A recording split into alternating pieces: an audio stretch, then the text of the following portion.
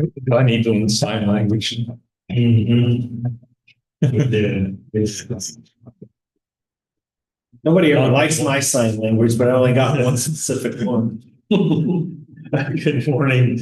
Welcome to October 9th meeting of the Valley County Commission. Please stand and join the pledge of allegiance. I pledge allegiance to the flag of the United States of America and to the republic for which it stands, one nation, under God, indivisible, with liberty and justice for all.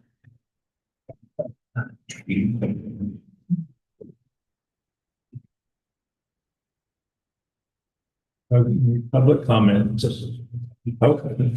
Made it just in time. Good morning, Commissioners. My name is Jared Tremblay. I'm with the Flint Hills NPO. I was here last week and handed out a few cards about our long-range plan, public comment public meeting we'll be having. There was an error on it. We had to change a date. There wasn't an error. We had to change a date. So I have an updated one for you. The Manhattan meeting is now October 20th. Thank you. So if you were planning ahead on the calendars, I apologize. You like that October 20th day, don't you? Thank you, Jared. Oh, I did see they're evidently starting on the road study. Yeah. Because they got the detectors, the counters. Yeah, glass, a couple of places. Traffic counters. All right. Is there any other public comment? On to me then, okay. Yeah, it's been nice the last couple of mornings to be able to have the windows open in fall. And I know summer's coming again. It's the third summer after the second fall. I don't know. I'm not good at math and meteorology, so I'll just leave that one alone. Monday afternoon, had a video conference chat with our nutritionist from Stormont, Valence, and Topeka. Needed to make some changes in the diet and decided it'd be a great place to start. Had a good dialogue, got some good ideas. We did advance those ideas. More to come later. Monday evening, watched the Monday Night Football game. What a thrill that one was, right? So my Jaguars beat the Chiefs 31-28. Moving to 4-1 on the young season. First time since I think 2017. The Chiefs fans, it's okay. Think of the bright side. You didn't lose on the last second tush push. Oh, wait. I guess he actually did. Didn't he? Now, anyway. I'm calling it Duval Scooval. That's my name for the play. And we're just going to go with that. So Tuesday, had a very productive day at work. I'm all caught up with everything I need to be caught up with before being gone all next week. So I'm feeling good about that. Tuesday evening was a national night out over at the community center in Ogden. RCP was there to grill some hot dogs and some other goodies. Want to say thanks to Riley County EMS. Everybody's here, fire and emergency management, and other community partners who joined in on this event. We've been doing this for, I think this is the 4th or 5th year now. It seems to be growing exponentially every year. So I appreciate everybody's efforts on that. I know it was after hours, but it's a great interaction. The kids absolutely love it too. So Wednesday, I attended the October meeting of NACO's Community Economic and Workforce Development Committee. So I'm a member of. Vice Chair Newton County, Georgia Commissioner Damon Nelson filled in for this particular meeting as our chair couldn't be there. I made some introductions and some welcomes. Guest speaker was, I'm not even going to try to pronounce this name. Yeah, we're going to leave that one alone. CEO of the Housing Connector. He discussed this program that puts landlords and management companies with available housing in connection with those who actually need the said housing, provides support and mechanisms in place to streamline processes within the application process and all those various factors, places around the nation. They're mainly working right now in Dallas and the Seattle metropolitan areas, but still working in some other areas too, but trying to extend that out. We follow with the legislative update from Jared Grigas, Legislative Director for the committee, and from NACO. Obviously, with the federal government shutdown, there was no real activity to discuss. I imagine that. His presentation really centered around the shutdown impact to counties, both in the short term and long term, if it continues for quite a long time, which unfortunately, I'm thinking that's what's going to happen. So we finished the meeting with an open discussion, and of course, that was led by the Vice Chairman, Damon Mason. Wednesday evening was business after hours with Manhattan Chamber of Commerce at the Country Club last night. This month's host was Cox Communications, and a very well attended event for Simple. As you're aware, Cox Communications in the area with broadband, cable, and other type of services, and gave out a Dell laptop as the grand prize. And it was one by Brad Streeter too, so just throwing that in there. So anyway, that's all I've got. Yeah, that's all I got. No. Tuesday morning was the Flint Hills Veterans Coalition.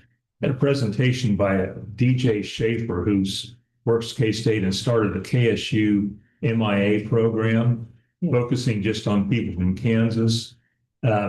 It's amazing all the research he's done. He's got into it that there's a man who was on a bomber who's a Kansan that he's been chasing down that went down in China. He went back, traced the records of the plane, when it left and what the flight plan was and where it was and when it got down. And from area photos, he thinks now he knows where it went down, and it's still just a farm field. So they're hoping when they get there, they can still find, because there was 6 or 8 people in the plane. 2 of them survived, but they took them to a camp and never seen again. So, but, and then he's been looking into other cases, but I mean, it's amazing how much investigation he can get into to find all those things. Then the other business, the parade, they've got more entrants at this time than they've had in many years. Then there's supposed to be a flyover and the Army band participating, but until the shutdown's off, they won't turn the vehicle. Everybody's on hold. In the afternoon, we had the kickoff meeting for the emergency management fire renovation. BHS has things lined up, and they're going to start installing construction fence on Monday.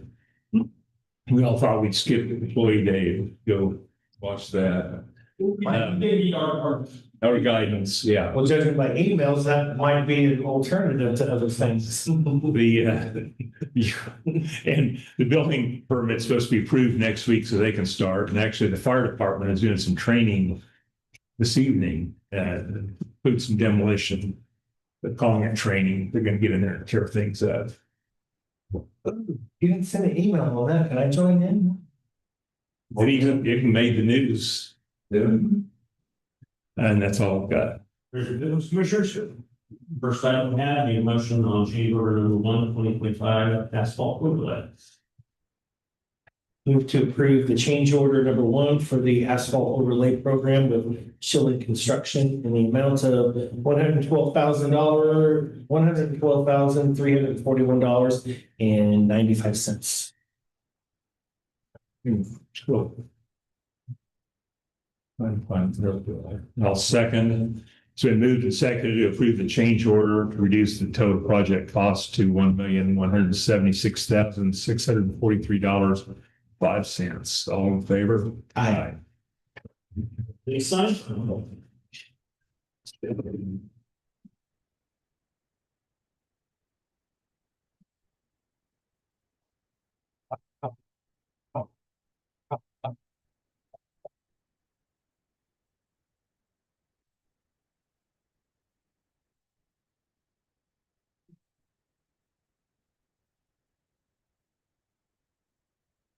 Commissioner, that resolution on the Riley County strategic plan adoption.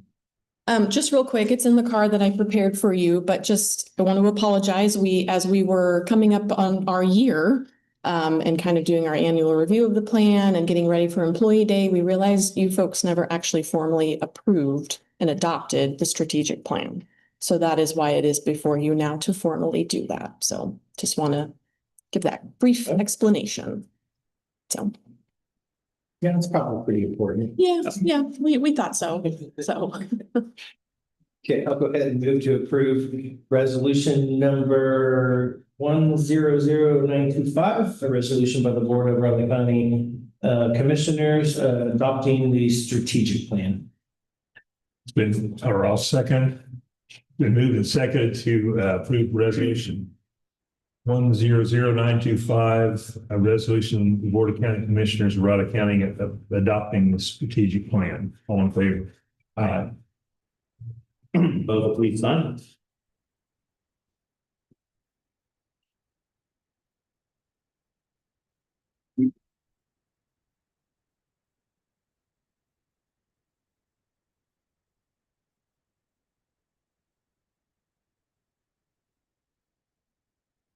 I swear that fan's getting louder and louder in every meeting. We'll be screaming at each other. Get over it.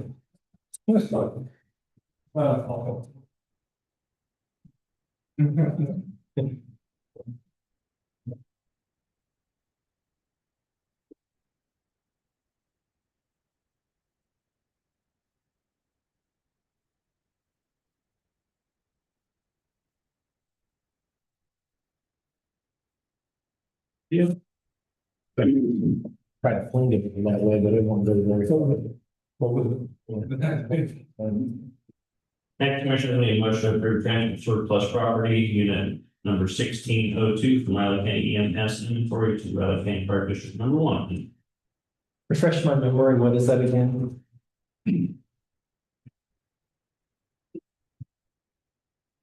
This is our old patient mover that we're replacing with the new one that we just received.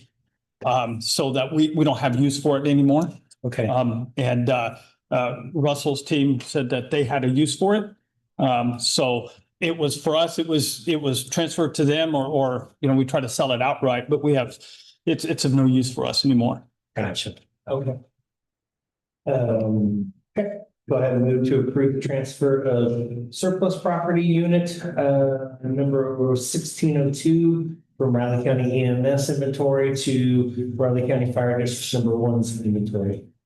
I'll second. It's been moved and seconded to approve the transfer of surplus property unit 1602 from Riley County EMS to Riley County Fire District number 1 inventory. All in favor? Aye. Thank you, Commissioners. Thank you. Next, Commissioner, the Riley County Employee Action Plan for Nicole Bowman, new hire as the elected worker, election department. Michael Hawk, new hire, assistant county counselor in the council department. Peter Swanson, new hire as the election worker for the election department, Stephanie Gutierrez, new hire as needed care provider. I need a motion, please. Yes, go ahead and move to approve the requested employee action plans. I'll second. Been moved and seconded to approve the requested employee action forms. All in favor? Aye. Congratulations. It's great, great, tough job on August 12th, and the 4th one, that's really good. That's Well, considering, kind of the track record around Kansas, we should count ourselves lucky. Like one, that we had candidates, and two, that we were able to get filled. yeah. We have to look at that, we can all have possible. Yeah. Very good job. Yeah. No, That's we awesome. don't have to do that process for. Yeah. Nothing. Fake wood. Okay, that's fake wood too.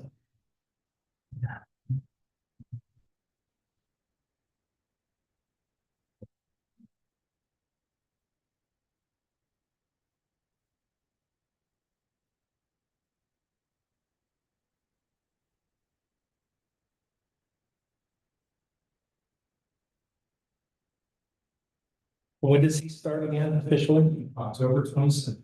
Okay. Right, got that little corner.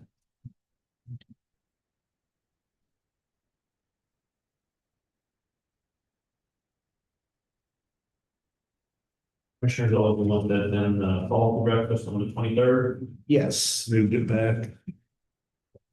Oh, did that? they moved it, yeah. It was supposed to be on 16th.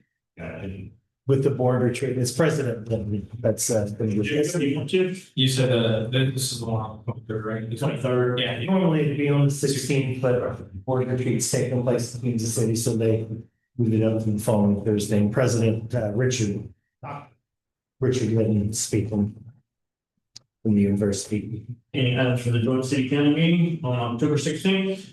No, I won't be here anyway, so I'll be in Kansas City at said board retreat. Yeah, of course, that was, if you want to take that to the joint city county, just let them know. We asked, you don't have to, but we asked John to reach out and local. Yeah, I can. Yeah, Yeah, and we're hosting, I think it comes to now. okay. And if you've got enough time, I can bring that to the board retreat next week too. Yeah, she just, Okay. today, we're finally in. Okay, We both. Okay. Commissioner, you local lieutenant intergovernmental election, yes. 27th, Jacob, I think you're good. any changes to minutes, commissioners? I didn't have any. Did not see any. Go ahead and move that we approve the minutes as written from the October 6th meeting, county commission. I'll second. Been moved and seconded to approve the minutes from the October 6th commission meeting. All in favor? Aye. Attend and for the commissioners. We still got an hour for, on the 16th, it's still got an hour for the business meeting. Yeah. Any items for next week's press conference? We won't be here on Monday, so kind of always. True that.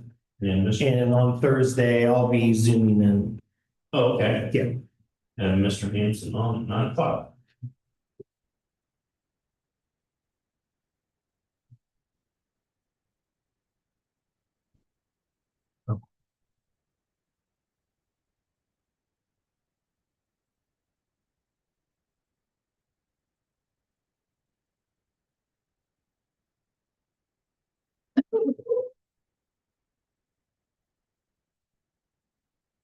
What day was, there's the 1 hour on The business? 16th. 16th.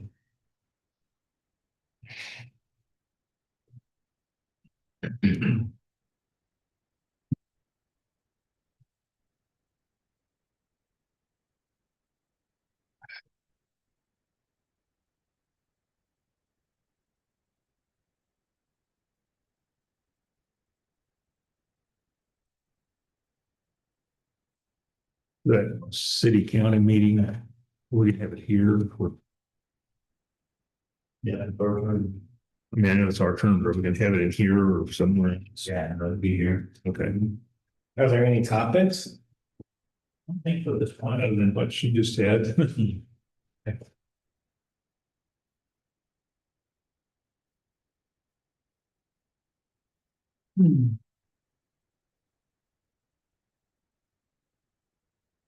There's a good possibility. It's a good majority of everybody that's going to be in the city.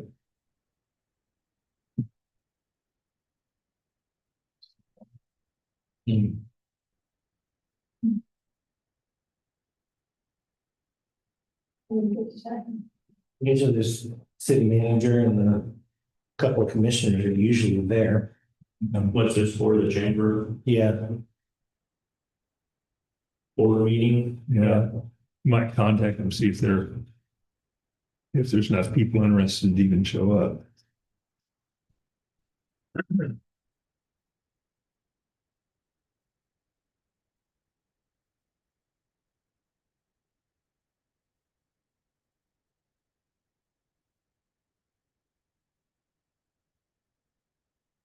that middle picture up at the top of the fair. Yeah, so Okay.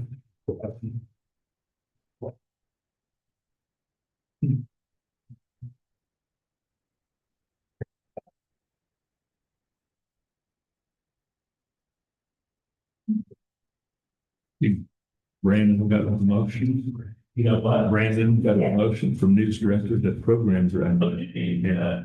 Good for him. He also had won some award on the Kansas broadcasters. Good. I like him. He's a nice guy.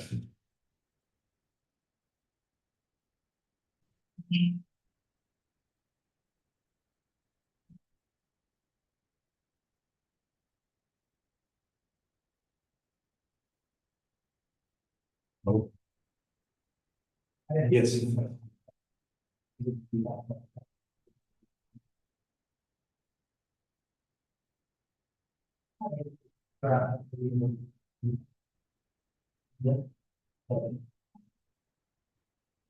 Sure.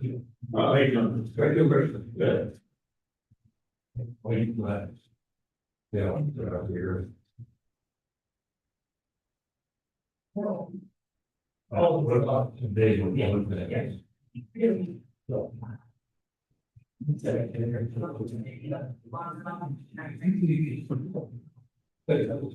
what, on the,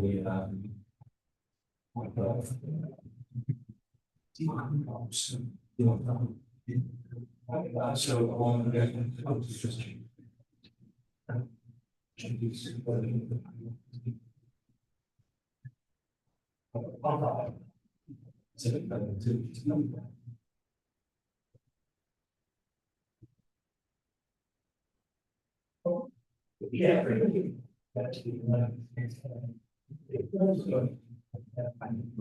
yeah.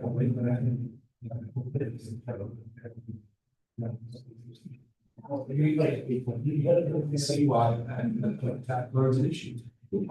No, or the road. That's the best place to go. I know. Everybody's very changing.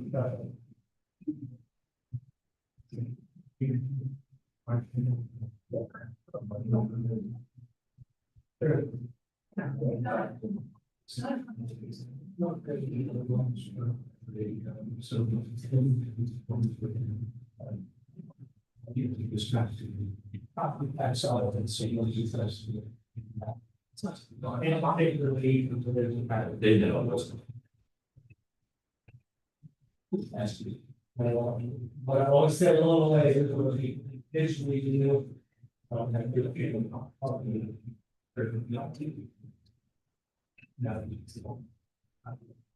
That's wrong, that's wrong.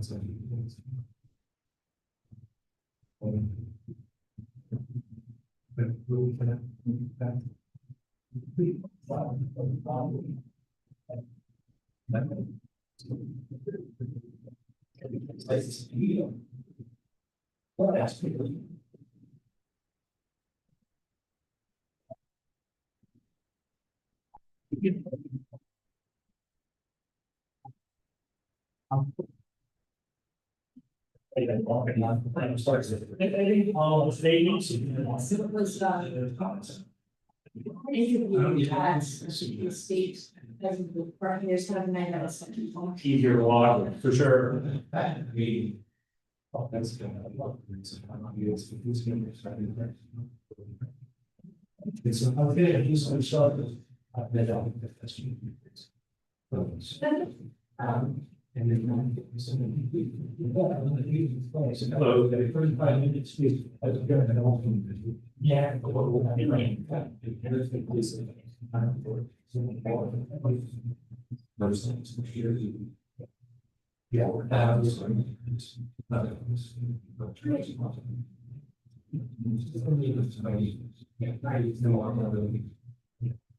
That's good.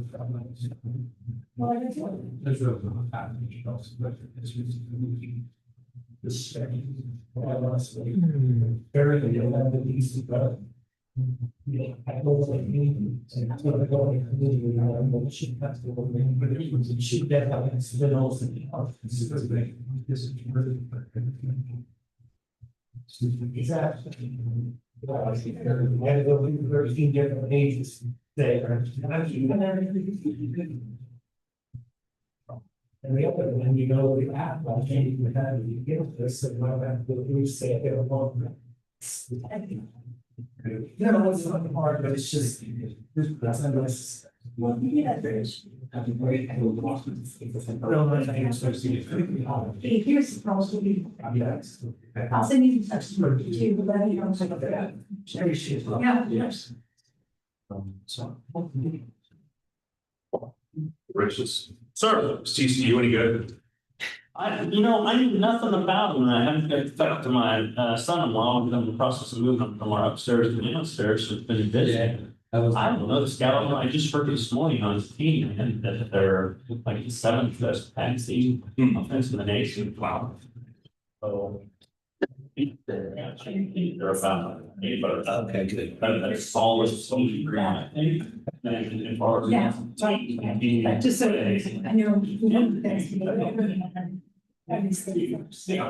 I had a brief discussion with Andrew last night, this is that, I lost it, of course, but. I tried to be nonchalant and I didn't. Well, we obviously. Like working night is, hard, so. It's kind of tough, I think, but yeah. Yeah. They actually, and there's a meeting. So. They also have 10 hosts from the. I'm sure I can follow the way a lot of things with conference like what to do with your flying. Whatever, so yeah. We'll see how it goes. Actually, they're not at all. They lost an offensive line. They lost our best. Well, some these, you know. Who got those in weapons? Decide that. Uh. Oh, okay. Yeah. Basically, so all that's pretty close to the Especially if we got. It's just like. Yeah. Less pressure. I hope. Yeah. So everybody got in time to this, So some of them. The guys, they, coaches, they, they're all smart, they all fun. Yeah. This Can't be fun. They don't want to. So it's pretty different. So close to there. But unless the stat are 90 points away from it's 6 and So 0. who issues that permit? Oh, it's wow. That's amazing. Oh, yeah. Yeah. You said that, We don't really want to react before we know. We don't see. we were heading. So just like the two. Or she gets to take the doors of us. Yeah. Yeah, so anyway, they've got some options out there and we also got that. I don't think And you'll know that as soon as we can know. I'm not gonna be here, so. And so. I'm just saying. Even if it's perfect. So if you're looking at past, it's quite so you won't.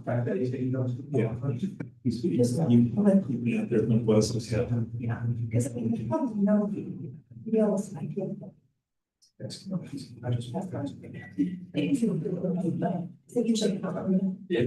Yeah. Like we possibly will hear about it, so. Whoever filed that with, Yeah, I mean, what else? yeah, exactly. I'm pretty sure the person who did that already had conversations with them. Same that. Well, it's probably, it's small for you, so.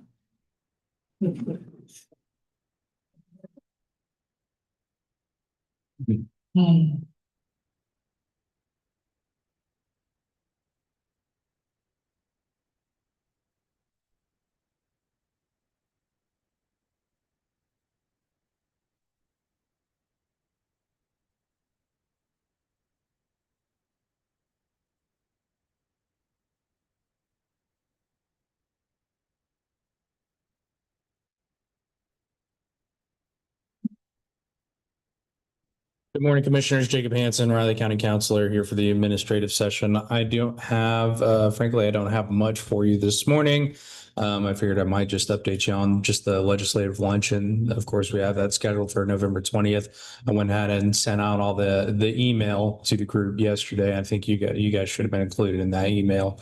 So we're just waiting to hear back from a couple of people. We've heard back from some staff, and we have heard back from one representative so far. So at least we're getting some interest here quickly. I think we're planning on doing McAllister's for lunch Yeah. on that. I think that makes good sense. If you want to change it, let me know. We got Well, plenty. we're doing steak and lobster, and you're gonna take it out of Brittany's line item from that. Brittany's not here to. She's not here, so she can't defend herself. Just fancy, where was it, steak and lobster? I know. That's sad. That's sad. Play on the Chinese violin for you. So yeah, McAllister's for lunch, unless you guys do want to change it, that's fine. Just let me know ahead of time. We're going to put together an agenda. It's just going to be, each of the topics that we discussed previously, which I believe is around 4 of those legislative topics. We'll have the relevant department heads kind of give the spiel about why it's necessary and what the proposals are. I'll also, of course, be in on that. I'll probably be the one that talks about, the concern about other counties pushing residents or individuals to our county to take care of them, whenever dealing with mental health issues, and we're covering those expenses, and, how we would prefer, we would like at least these other counties to chip in or just pay some sort of share for the services that we have to cover for their folks. So that's a legislative luncheon. As far as everything else, not much has changed since my last update to you guys on Monday. So unless you have any real specific questions on any projects, I'm happy to talk about them, but no other updates than that. Good. All right. Thank you for sure.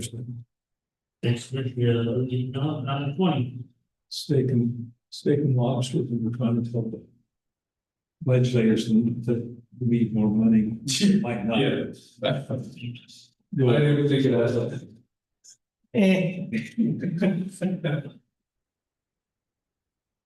Details. Is I bet you get them there, though. Yeah, well, I mean, you got, if you don't have time, ask for some, isn't he usually the winner of the Golden Fourth every year?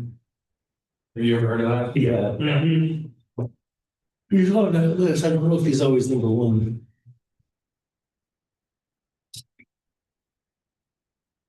Yeah, there's that window in January where, yeah, it's obvious.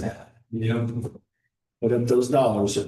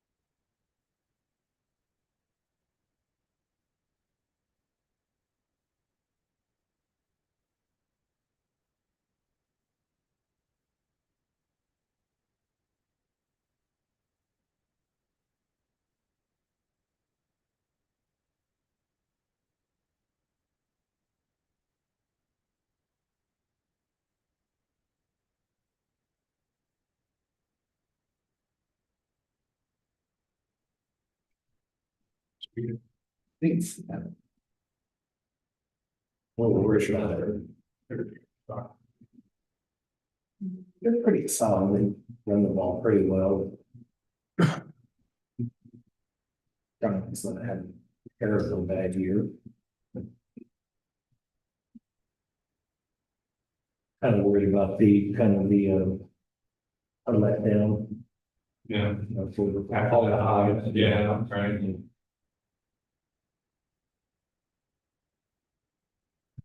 Or maybe realize some candy really good teams and just walk in. And just continue to do the Duval school all going game. I'm good with that. Feel like it's the home on phone and I can't get up. Yeah, I saw there was a meme on that one too. Yeah, Monday night was his birthday too, of all things. Good birthday. Yeah. The announcer was like, "Do you got cake at home?" He says, "We got plenty of cake at home."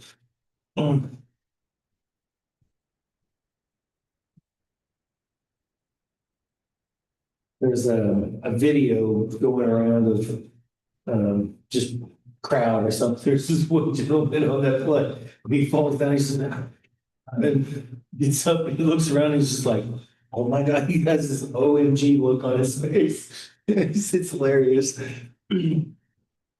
Yeah, that was a thing. Very quick one of Western machines. I'm not sure how the east roundabouts and one of the one west, it seems like they're way ahead of schedule. Looks like, yeah, they're really moving on it, aren't they? They are really neat.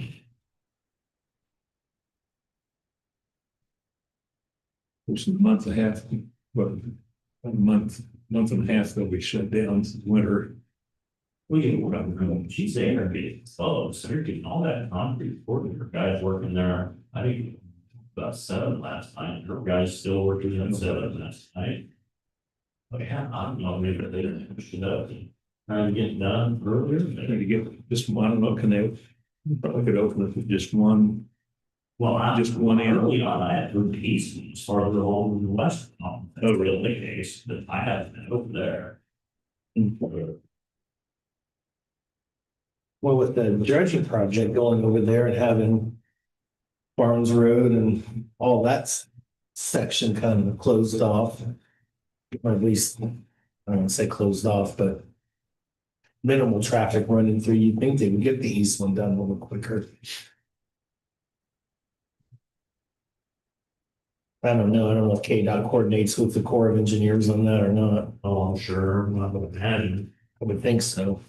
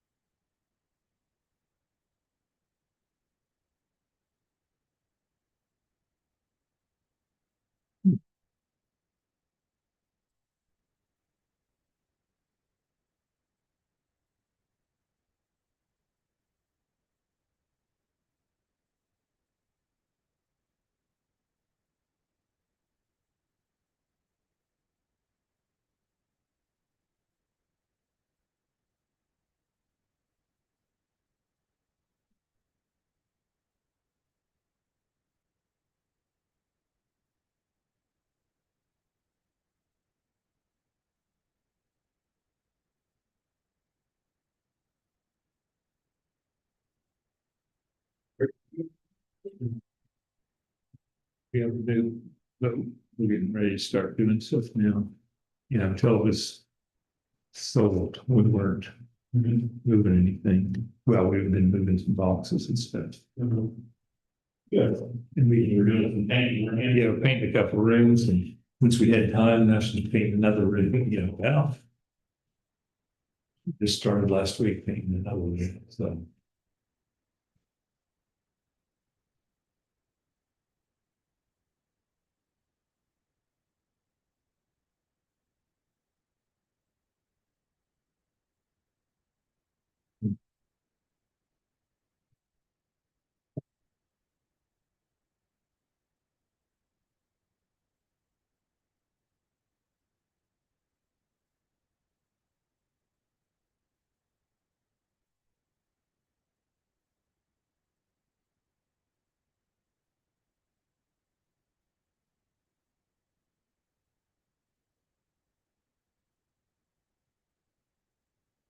You all settled in?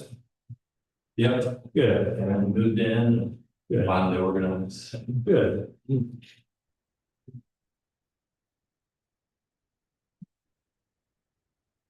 Question is, get your tree stand ready. And some things are important in life, That's pretty cool. that's a Blake and I are doing something. Behind. You guys have the cameras out? We got three just along or fairly close to the house, you know, we don't paint or anything, I just. We've got. Some deer around I wanna see, and so just kinda. Got three, check every couple of weeks, you know, so. Right, we'll put them out, but it's kind of fun to get out there, like see how many coyotes are around, do you know, work you gotta do. It's winter.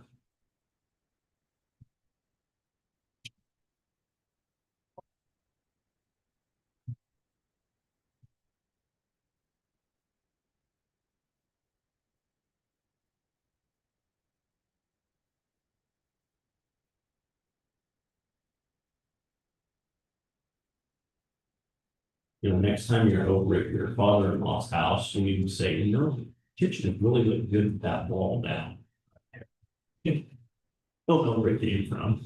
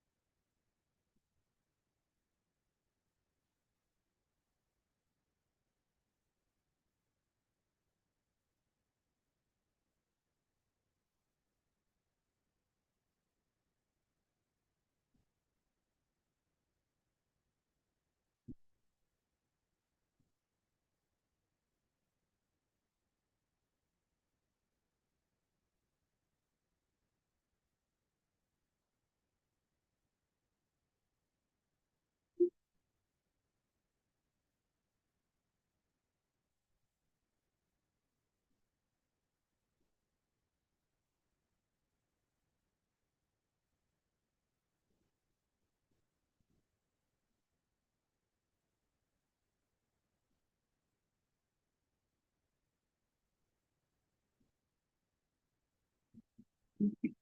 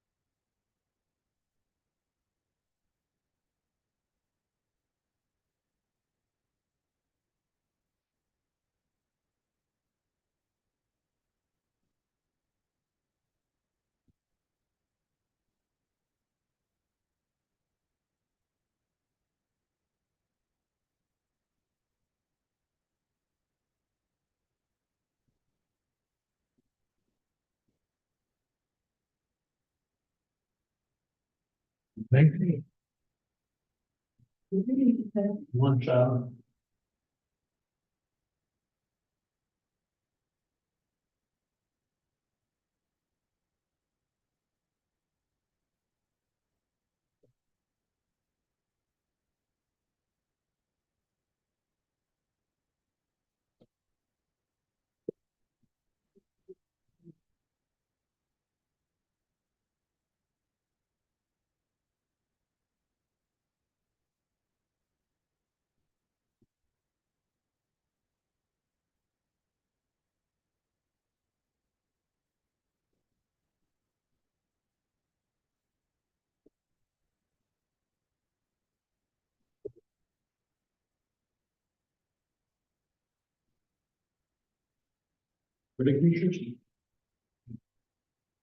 I think I got the wrong page. I'll click on it and fix it afterwards.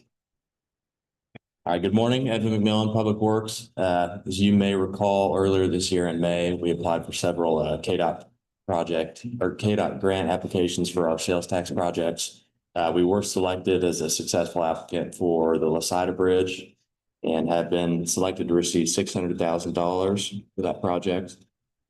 In order to continue with this award, we'll have to sign that Form 1302 and submit that back to KDOT. Afterwards, we'll get a formal agreement and project schedule, all of that. Okay. Congratulations. Thank you. Yeah. We'll make a motion to approve the KDOT request for the construction project at Lasida Bridge. Well, I'll second. It's been moved and seconded to approve KDOT project programming request for a grant for Lasida Road Bridge. All in favor? Aye. Thank you. John wasn't here.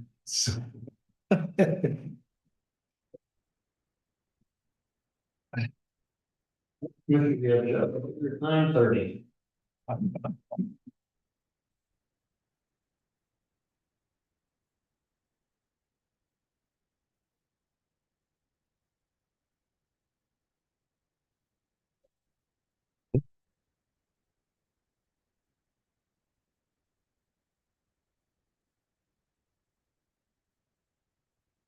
Thank you, sir.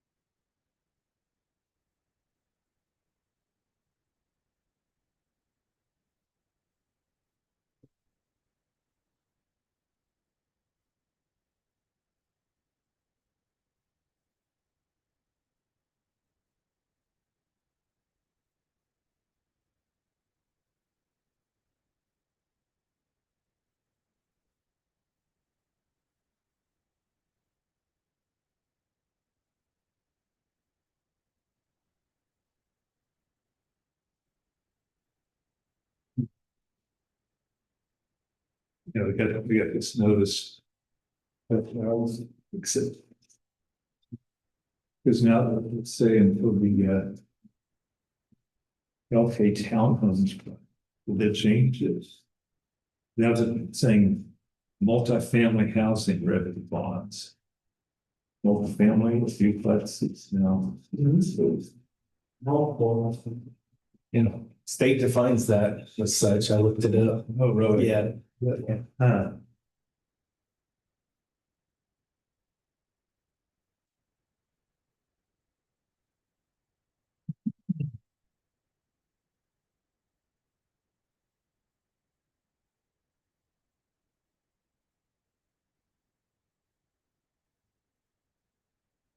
Question I have is, get that first round of state funds, it's gotta be that, but what about the second and third and when it transfers? Yeah. It can become investment property at that point in time. Yeah, already, you can see they were gonna keep about half of it. They're gonna get the extra money, plus they're gonna, I bet they're gonna charge reduced rent. No. But the argument is that the renters don't pay property tax, which is absolutely false. And they do. Mhm. They don't sign, they don't get the bill and sign the check. They are certainly paying for it through rent. Which amounts to taking me out of this pocket and putting it in this one. Once again, winners and losers. Tell me that land was built without the goodness of original paid. That's not the That's the problem with the scenario. It continues to get passed down to it. It's the person that can't pass it down to somebody else.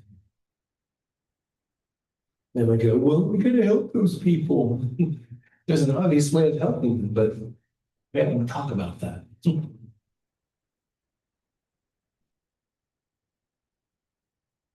How's Shiloh? Okay, good. Looks like you're getting around pretty good. Yeah. Good. That didn't sound confident, but. So I saw some things I'm working with. All right. Didn't sound confident, but I saw her jogging last evening, so she shouldn't be. I just saw her walking in here straight. I was, made me feel good. Yeah, walking isn't the issue, really, it's sitting is the issue. Gotcha. If I sit for too long, it really stiffens up, and I'm still trying to get those muscles still built up, but Are you doing physical therapy still or? no, just exercising now, so. Sorry. Yeah. Don't worry, she's so I'm trying. bad. Let's train. You can go with me next year. We'll do the Army 10-miler. That and tap dancing, so. Yeah, in a row, one of them, Yeah. yeah. You're gonna do the Army one? I'm thinking about it, not this year, but maybe next year. Yeah. I think it. That's about 9 miles more than. 4 has been my top so far, so I'm kind of like, it's not completely out of the room. No, I think it'd be a really cool match. I'm gonna do it once, I'm never gonna do it again. I don't think so, but I need something to motivate me, so, yeah. I took my son and he climbed the mountain, he's really real. He was not happy about it, but when he did it, he really loved it. So really, he's a bigger kid, so he can almost run up. And he's like, it's a totally tiny friend. You might get something. Yeah, maybe. I've not been much of a runner during my time, but just, something to motivate. I think there's really fast people, but I also think there's the single ones. There is, yeah, there is, yeah. And it's not, I'm not trying to win medals or anything there, it's just something to do to say you've done it. Yeah. You can talk to me about that. It's so very. I'd Um, love to see it, just. they, yeah, it's the same group. I think they're out of like, Fort Bliss or something or whatever it's called now. And I've got a team coming that wins every year and they train to win every year. So, you know,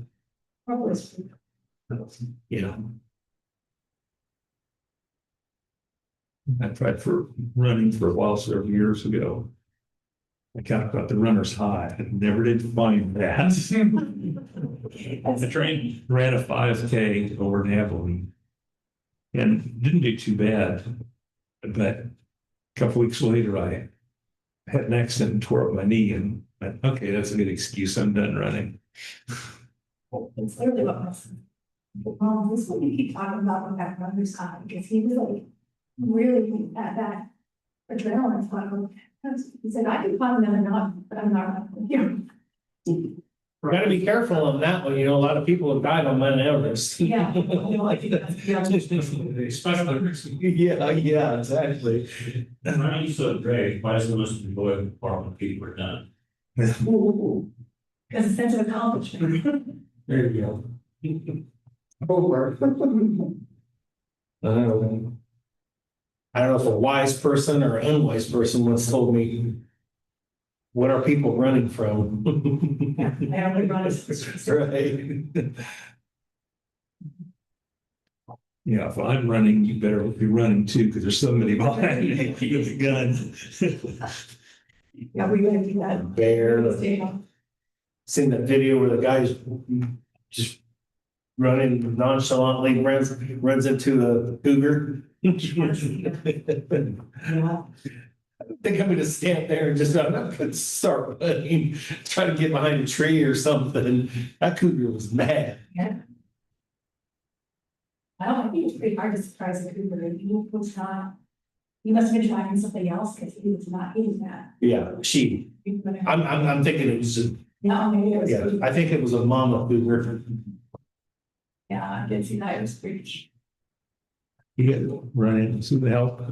I said, you had to run in with the help in Yeah. Colorado. Yeah, he got rather close. He got rather close. Stood there. I was ready to move by him.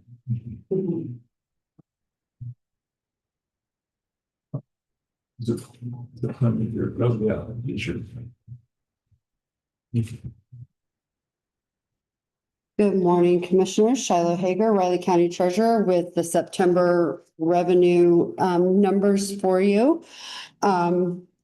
So I'll start off with our balance, our general fund balance as of September 30th, which is the end of the third quarter, $12,754,167.96. Compared that to our general fund balance of last year was just over 13.9 million. So it's down about 1.1 million compared to last year. Our total fund balance as of the end of September is 72,069,269.61. I will point out this negative number here in this funds to be distributed number that represents the Boda case that was just settled for the Manhattan Marketplace. That it went back for, I believe it was tax years 21, 22, and 23.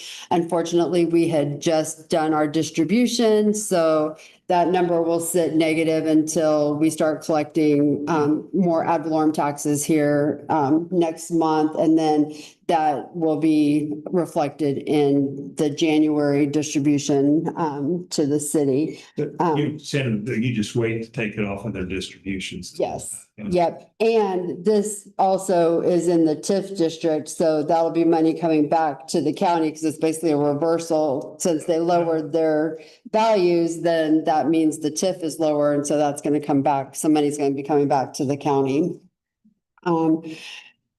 And when we compare what our total fund balance was at this time last year, it was just over 76 million. So our total fund balance is down about 3.9 million compared to 2024.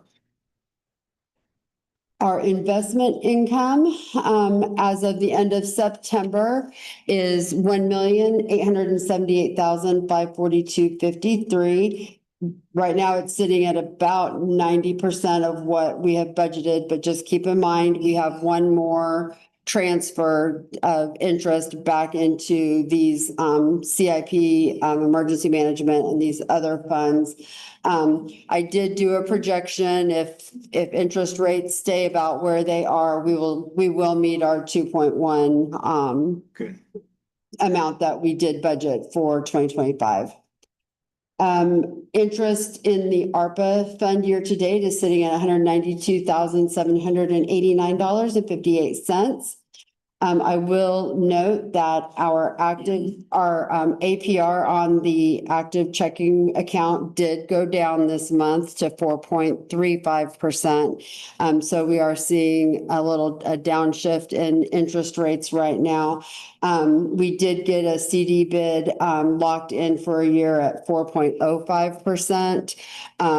Our bids that were coming in for September, or for the ones that we've had come due here in October, we're getting bids in about the 3.7 range right now. So still trying to get some funds locked in so that if they do continue to go down, at least they're locked in at this point. Any questions about that? Okay. Our general fund revenue, we did have a distribution in September. So you can see here for motor vehicle, ad valorem, sales tax did come in higher for the month. For the month, we are 9.89% over what we had budgeted to have for the month of September. Year to date through September, we're 2.14% over budget. And you can see here that we have collected 94.81% of total budgeted revenue in the general fund. We will have one more distribution at the end of October, and then it's hard to believe we're going to start a new tax year. So sales tax, the amount that the county gets to retain of the general fund sales tax amount came in at $198,000. You can see here, though, that it is about 4.5% lower than it was at this time last year. We are at 8.13% over what we had budgeted for the month. And year to date, we've got 1.6 million of the 2.2 that we have budgeted. So right now we're just about 2% over budget through the month of September. And the road and bridge fund, you can see here, came in $237,062.73, almost identical to what it was at this time last year. We have total sales tax collected in the road and bridge fund of $2,015,160 of the $2 million that we did budget for 2025. This shows where we are year to date of total sales tax that we collected in the county, the general fund, and the road and bridge, 2.59% higher than September of 2024. And it was about 9.3% higher than last month. Shows the breakdown. Once again, retail trade is our biggest item. And then within retail trade, department stores and motor vehicle sales make up the largest part of our sales tax here in Riley County. And this final slide just shows our distribution, how our sales tax is distributed among the county and the cities. Any questions about that? Or anything for me? What is the glitch in the motor vehicles? At the state level? I don't know, I saw something in Sedgwick County, they had lines backed up or something. Sedgwick County had an issue if that was just their That was their credit card machines. But yes, Sedgwick County, though, is having significant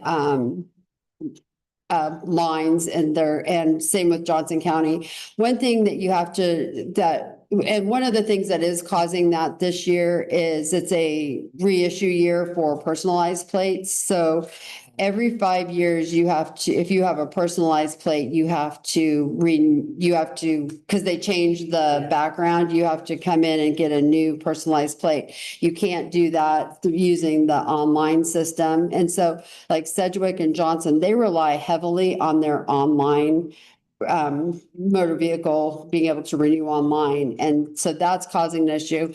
However, as we have talked numerous times, it's still, we're underfunded. And so, yep. And so they can't hire the staff that they need because those counties, especially Sedgwick County, they're kind of drawing a line in the sand that they don't want to keep funding the motor vehicle department with ad valorem tax dollars. So, Well, it's certainly getting press. That was going to be my second point. yes, definitely. Something about the cause there. Right. So after I leave here, I actually have a meeting with the motor vehicle fee committee to see how we're going to proceed. It's not looking very promising as far as fee increases, trying to get a fee increase, but I will, as always, I will keep you posted. Tuesday is the official start of my term because, as you know, treasurers don't start until the second Tuesday or the third Tuesday in October. So really I start my next 4-year term next week. So thank you. And just a couple other things. The end of this month, we'll be working heavily with the clerk's office with tax statements. And so 2025 taxes should be available, hopefully will be available by the 1st of November, and tax statements will be going out mid-November. We are using a new vendor, so I'll have some information next month about that and what that's going to look like. And I will also be coming back with some information probably closer to the end of the year about the facility fee and what that's going to look like for next year. I'm working on some messaging on that as well. But other than that, we're just plugging along. If you need anything from me, just let me know and we'll see you next month. Sounds good. Darren and the team at 9:45.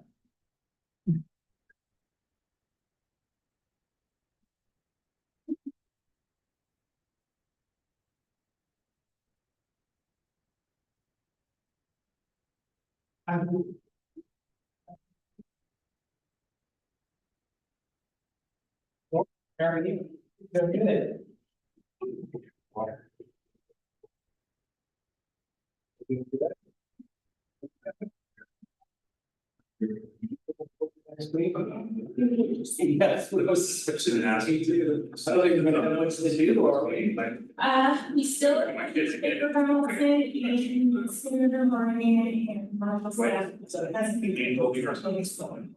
Oh, good, yeah, no, Did we reach out to the Smith House? Well, it's usually typical. Yeah. Okay. Not this time around, I was the representative sick. House taken for live, we're not getting involved in I'm gonna get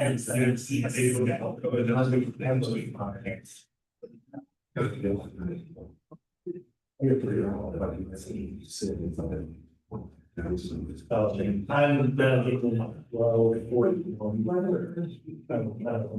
You might be too long away.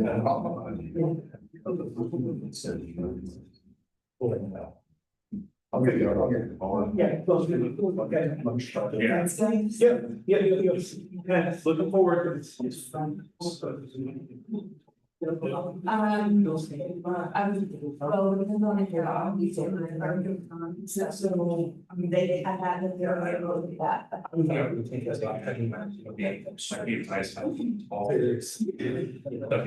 the one city, one straight. We were just talking about that little while ago. We see, It was at the lunch and Yeah. sitting at our table kind of. That kind of made me really think about it, and then thinking about it. Well, I'm gonna try. Yeah, I think everything.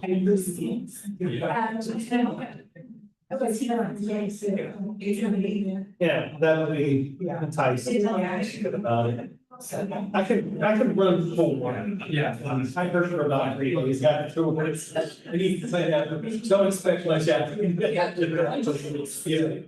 Okay, sounds good, so. It's one big no.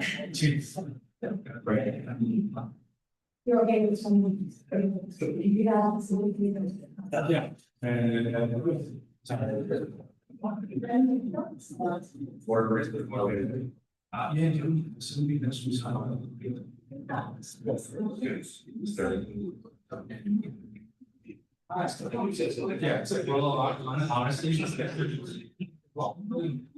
They need to do something to that, do some insurance.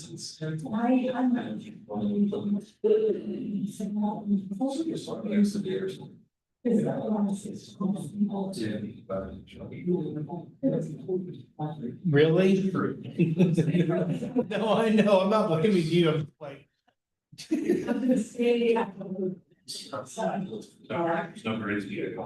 They wonder why the system's broken.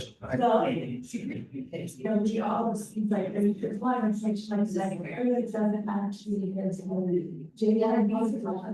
He's not making a player, so he don't. So, I mean, we got the whole thing, it's kind of like, okay, well, it's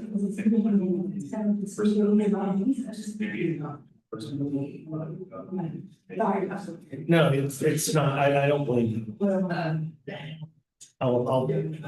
I'll take my frustrations up to the channel now. They'll listen, they won't do anything about it, but they'll listen. Well, it's also my second part, Timmy used to be also this, works there like, Yeah. there's all the other, non-state, constitution, we'll go into the, we also go to China. And just bring it over, like, either in either as well, right, so there's been. Keep right us.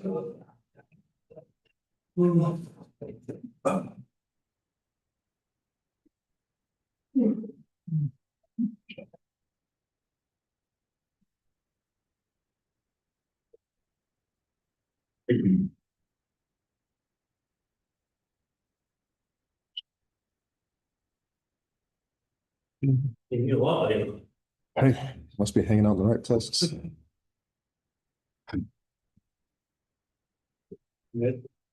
All right, good morning, commissioners. Thanks for having us this morning. Darren Solden, Manhattan Area Chamber of Commerce, along with Christian Bishop and Allison Muth. They're going to do the majority of the updating this morning. I just wanted to say good involvement coming over to the Advantage Manhattan Investor Breakfast last week, where we had Jeremy Hill in from the Kansas City Federal Reserve. I think it was good program. Always good to get that update, from an understanding of what some of the economic factors that are currently going on across Kansas and Missouri. Jeremy's the lead economist for the KC Fed for that area, and obviously does a lot of outreach. I know that he had really positive feedback on his time here in Manhattan. He had the chance to do a manufacturers roundtable, meet with MATC, meet with K-State, meet with some other businesses in addition to that event last Wednesday morning, and was really positive on that experience. So something that we'll continue to work with him to try to create those kinds of opportunities in the future. And obviously, if there's other programs like that, always open to feedback. So if there's anything y'all would like to see or hear or otherwise, and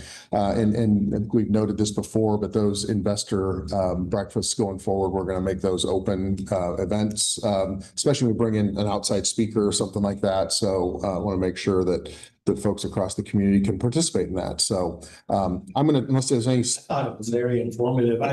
Jeremy, when he worked for Wichita State, he gave a presentation in 2019 KAC when we were down in Wichita. So he knows this stuff. Yeah, and I always appreciate his ability to engage. I mean, obviously, this time Wichita State, he did a lot of that with all their economic forecasting and outlook programs across the state. And so his presentation in 2019, it's, with the exception of COVID and a couple other things, it's been pretty spot on. Yep. So always a good opportunity to get that out in front of folks. And again, if there's any follow-up or any questions that come up from any commissioners or otherwise at the county, always happy to follow up on that or help make a connection to get any of those answered. So if there's no other questions, I'm going to, Allison and Christian like I said, have a lot of ground to cover. So I'm going to go ahead and turn it over to Allison to talk about some of the talent initiatives that we're working with y'all on. So congratulations on getting approved for the grant through the state. And I know the work is well underway to on the administrative side of that. So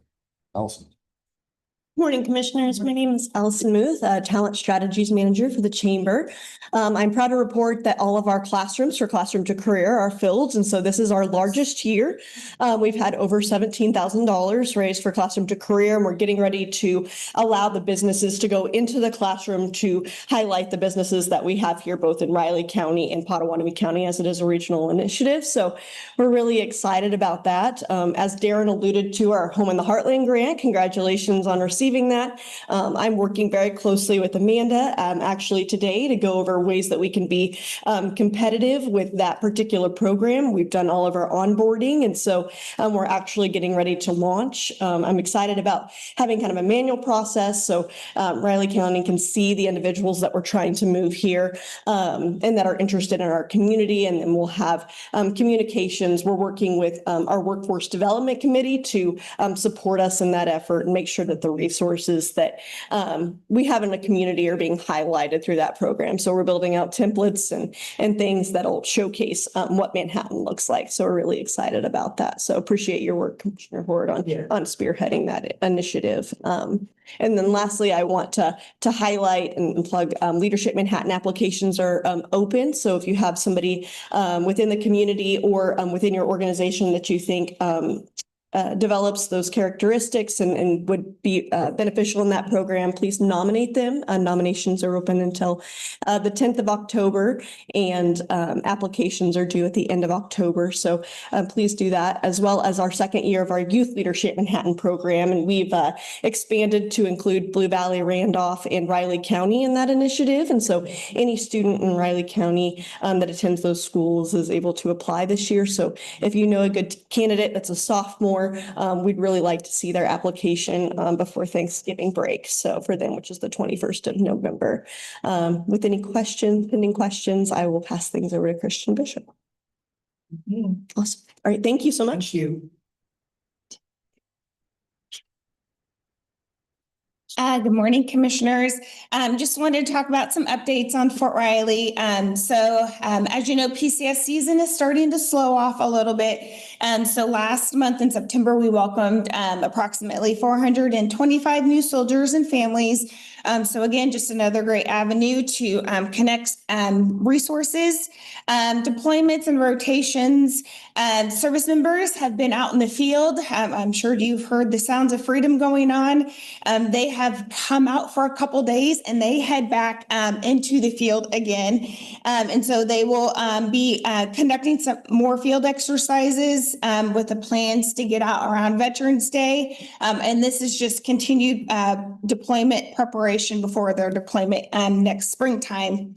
As you guys all know, we are still in a government shutdown or lapse of funding. And so while there are, essentials, the hospital is still open, commissaries, PX, emergency responses, and of course the CDCs are open. There's other programs that are scaled back. You can go to the 1st Infantry Division website, and they do have a listing of all of their programs and organizations that are open.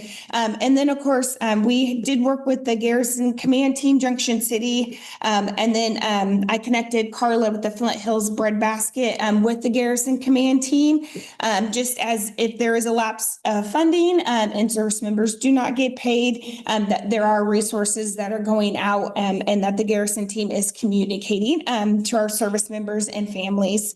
Last month, we had our Advantage breakfast in the morning, and then for lunch, we had Congressman Derek Schmidt speak to us. Of course, again, the lapse of funding has made for some very fun, innovative things. So he was not able to join us in person, but he did pipe in online. And I do thank everybody that was there as we kind of played jungle with his time, as he had a meeting right before that. But he was able to get on and kind of talk about his couple months as the House Armed Service Committee member, which is great because Senator Moran is on the appropriation side in the Senate. And so getting language into bills is imperative so that the Senate side can sign off So he just kind of talked about priorities, of course, military pay raises, advancing UAV development in our region, and of course, strengthening the partnership between the hospital and the VA. So just great things. Next week, we do head to DC. So we will be there to meet and engage and hear some priorities. And we do have contingency plans to still meet with some of our congressional staffers while we're there, just in case the shutdown does continue. And then the last couple of things, we did have 2 Gold Star events this past month. So Governor Kelly laid the wreath at the Capitol for the 4th annual Gold Star. And then Fort Riley actually unveiled their new Gold Star Memorial in Victory Park. And that monument honors the 13,578 Big Red 1 soldiers who have fallen since World War I.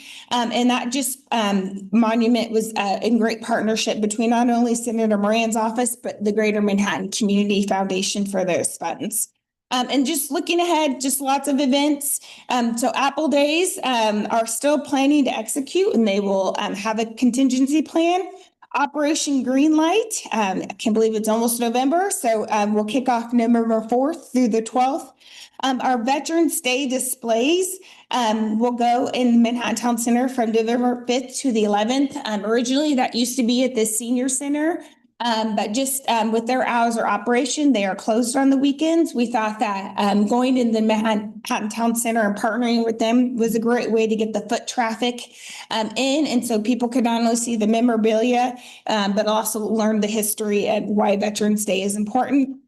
And then, of course, our theme for this year is Guardians of Our Nation. So we are honoring not only the National Guards, but the reserve units. So breakfast will be at the American Legion from 7 to 9. The parade starts at 9:30, and then the ceremony will feature Lieutenant Colonel. He will be promoted to Colonel Dana Graff. He was the former commander of the artillery off of the armory, but he is now in the adjutant's office working as senior staff. So he's a great partner friend, and I'm most excited that after several years, we will finally have a choir, children's choir, singing during the ceremony. So Marlette Elementary choir, 3rd graders, I think there's about 80 of them, will be able to be sing during the ceremony. So we are just great. And if anybody has any questions about Veterans Day events, you can go to flinthillsveterans.org. Any questions? Well, happy fall. Thanks, guys. See you guys next week. Yes.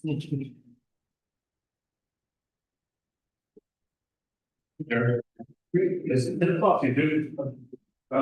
Good, started. Any more?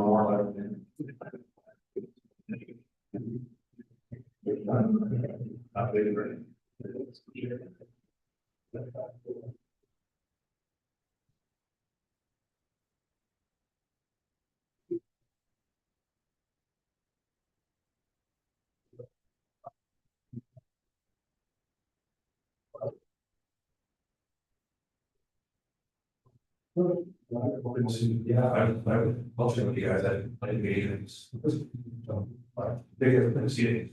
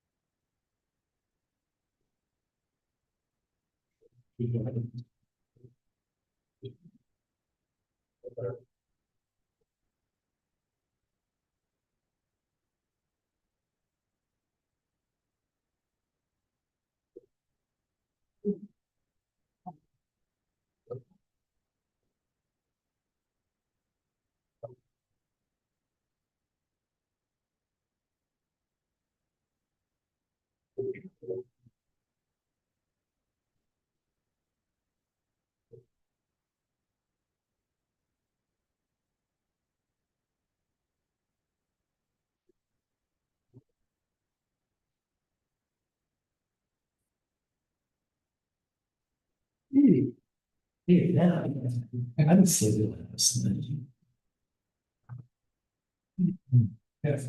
Yeah. It's ages, I know.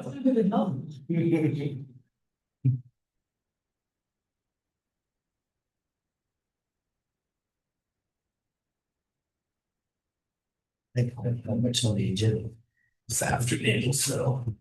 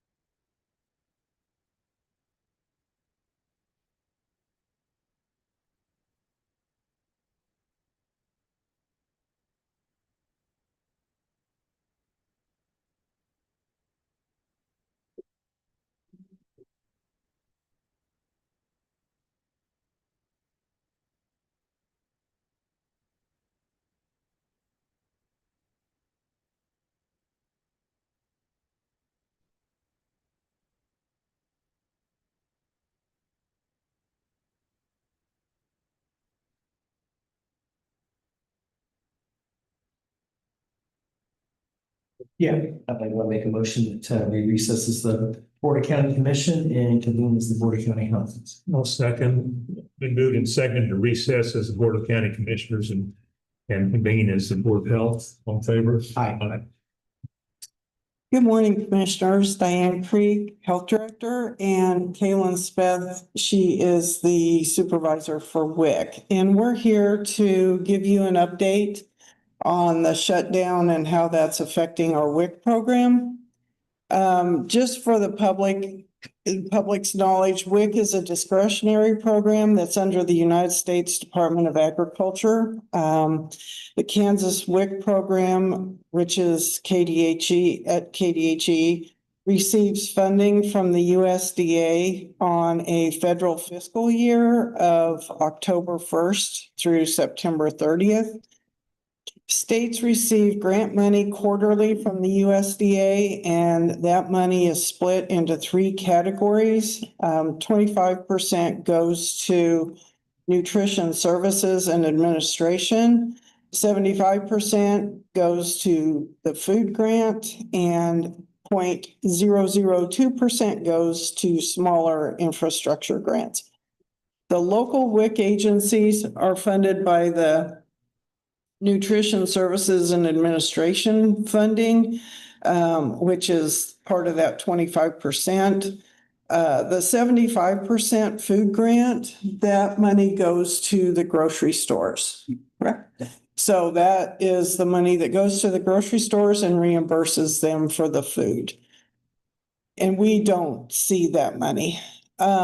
So because WIC is a discretionary program, it receives no new funding during a shutdown.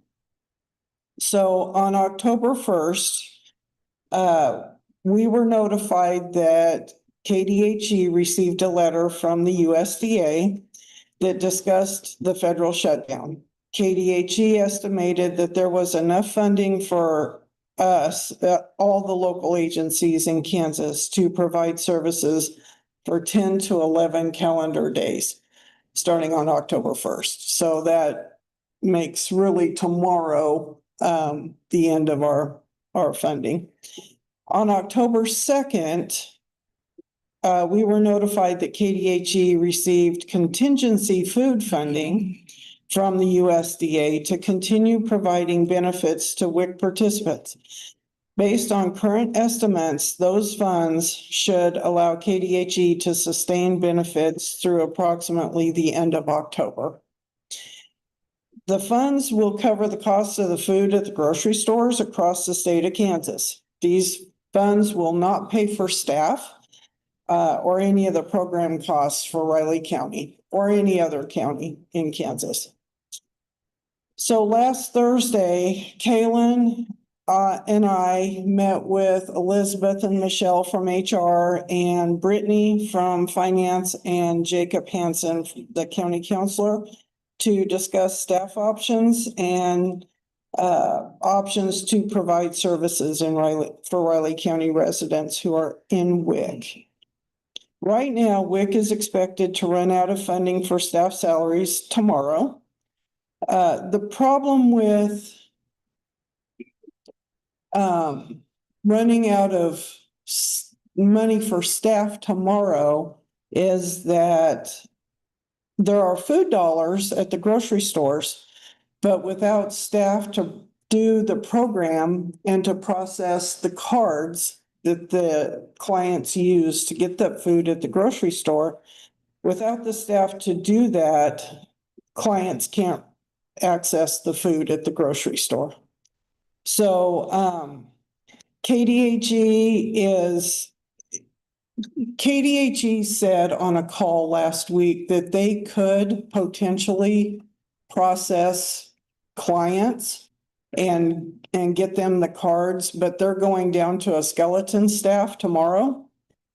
And so they're going to be covering the whole state because there's going to be some counties who just shut down their WIC program tomorrow. There will be others who are trying to come up with other solutions to maintain their staff at least until the end of the month.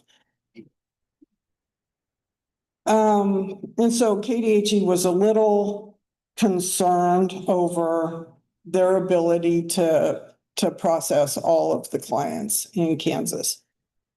So what we're here to ask is, with your approval, we would like to use some funding that the health department has, such as workforce development grant funding and some unencumbered funds to support WIC salaries until October 31st. Unless the federal government opens up before then, which of course that makes this all, it won't be in effect if that happens. But there are 3 pay periods in October. The salaries and benefits are for staff are $99,692 until October 31st. Workforce development, we have $33,699 in that grant amount, in that grant funding. So the balance would be $65,933. Brittany and I have talked about it, and I believe that I and Aaron did not do the budget for 2025. And so that was done prior to us. And so there are some line items in our current budget that we haven't touched. And so I think we can use that money that will help supplement WIC. And I don't think it's line items that we're going to need. I think I don't know exactly why they're even there. So anyway, so our recommendations are, due to the federal government shutdown, we're asking that the board consider supporting WIC staff by allowing the health department to use workforce development grant funding and unused line item funding to provide salaries for WIC staff until at least October 31st, 2025, to ensure WIC clients can receive nutrition services. So yes, please.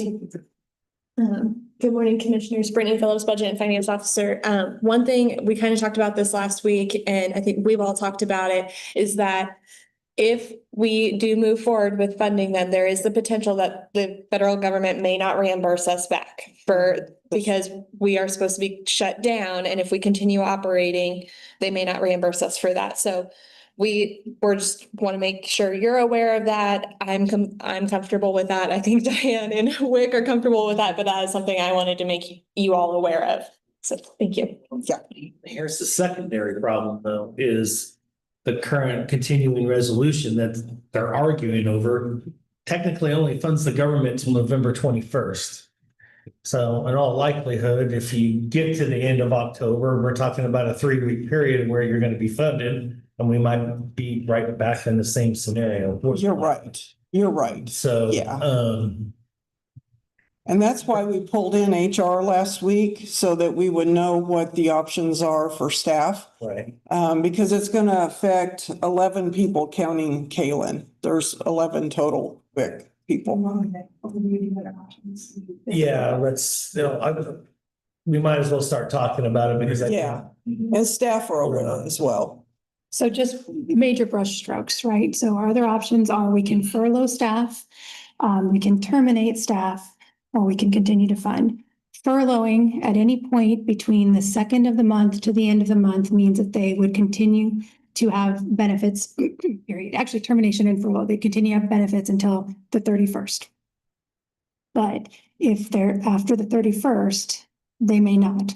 So some of the things that we talked about is if you decide not to fund them and keep them open, we could furlough them, non-paid, and pay their insurance to continue at least having health insurance. We could furlough them and do administrative leave, which was really only an option when we thought WIC was telling us we could not operate. Because they originally said cease operations and then they came back with funding for food. So that is none of our best recommendations. And then you could terminate staff because the program's not open and continue to open them. The benefit and disadvantage is if they continue to be furloughed, employed, they continue to be our employees, but they can't collect unemployment. If they're terminated, they could collect unemployment. I'm not saying that's a great option, but we would have real staffing issues either way. If we have people that go home and aren't able to collect a paycheck and aren't working, I mean, these are highly qualified and sought after credentials that we have in the program with their experience. We should expect that they wouldn't all be ready to come back if and when we open the program. And there's other, options in that, but those are the three main choices: is keep them employed, furlough them, terminate them. Yes. No, termination is not an option. I'm glad to hear that. Yeah, I agree. The WIC program is stellar here. Yeah. It's well respected. Kalen's done an It's awesome anyone job. in the region Yeah. and almost in the country. And the staff are great, so, and it's a very solid team. It's every one of them is awesome. I think we need to continue to discuss longer term options because this is going to be a long term issue. It just is. And we are doing that. Yes, yes. Oh, yes. So we also did talk about longer term. So we wanted to give you a presentation for this month. But we are working on kind of a plan B scenario, which could be something completely different. So it could be something where maybe you go to a skeleton crew. It could be that we continue to pay our staff, but we assign them to other duties. So some of our other open positions that are maybe frontline type positions where someone would have the skill set to do that. Like we have an HR position open. We've just recently opened a customer service position. I'm not saying that this is ideal, but at least finding other ways for the county to benefit from that.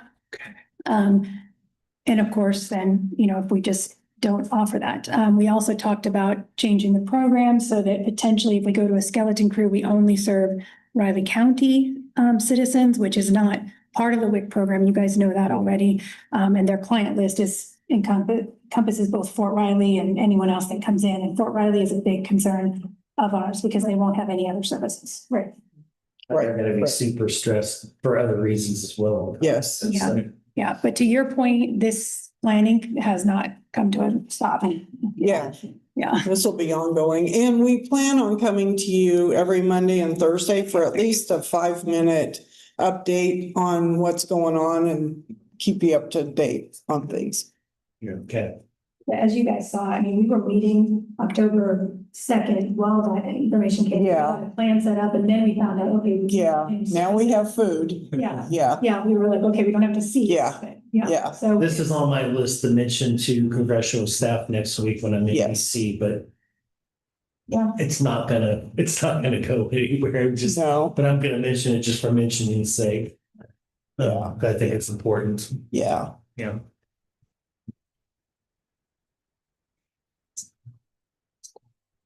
Yeah, I'm just worried if we don't support staff until the 31st, that the food availability will be at the grocery stores, but KDHE won't be able to keep up with the whole state and all of, because Kaylin herself, 3,000 or 2,700.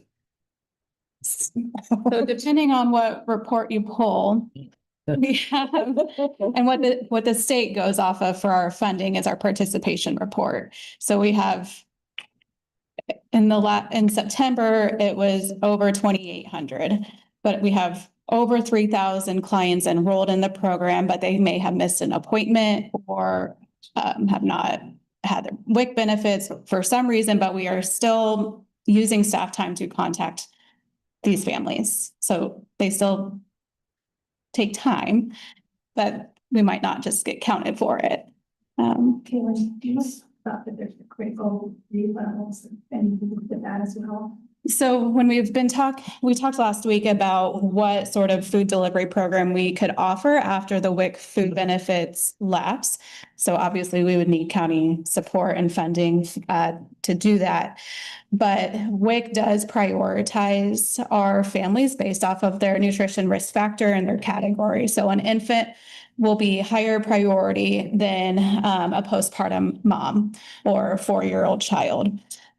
Depending on if they are a high risk nutrition risk factor, they will be a higher priority. So if WIC were to ever go to a wait list system, that's already kind of built in for how we could do that. So I am pulling reports and having to consolidate reports because nothing is easy with our system. I'm coming up with different options based off of region and category and nutritional risk priority.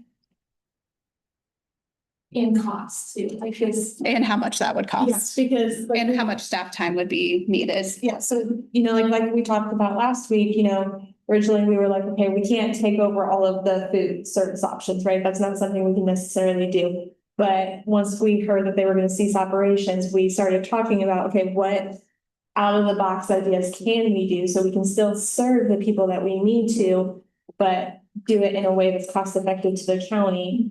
But making sure that we're not putting clients at risk when we don't want them to be in any place where they can't access food or formula or anything like that. So all your, Commissioner Ford, you're saying talking long term, we're talking plans B, C, D, E. Yeah. So we are considering all those things and what we're gonna have to come back and ask you for if this continues on for a prolonged period of time. I would say planning for that. Yeah, and we are. I mean, we're meeting, just phone Yeah, calls, we are. calls randomly, emails. I mean, there's a lot happening behind the scenes. Yeah. I might have a clearer picture when I get back from DC next week, but the temperature up there is hot. I know, So, I know. This could go on for a while. okay. I appreciate you guys working. Yeah, me too. But, do the best we can. Yeah, And so exactly. We can only do what we can do, but yeah, we try. Trying to find ways, Yeah. appreciate the extra effort there. And we wouldn't, Sedgwick County has, oh my gosh, how many clients do they have? A lot. Over 5,000. Yes, they've got a lot. And so, but they also have some bigger food bank type opportunities than we do. Because Breadbasket in September was serving 700 families a week in Riley County, and that's just Riley County families, because they don't serve anybody outside of Riley County, and that's a lot for a county this size. It's a lot. And in August, it was 600 families or households a week. And so, I don't think they can pick up the slack. If WIC clients can't get their WIC benefits, I don't think Breadbasket or anybody else locally can pick up the slack for it. There's anybody on Cat's Cover, but that serves just K-State. Yeah. I realize we're a younger community, so there's different components to that, but there's not a lot. Yeah.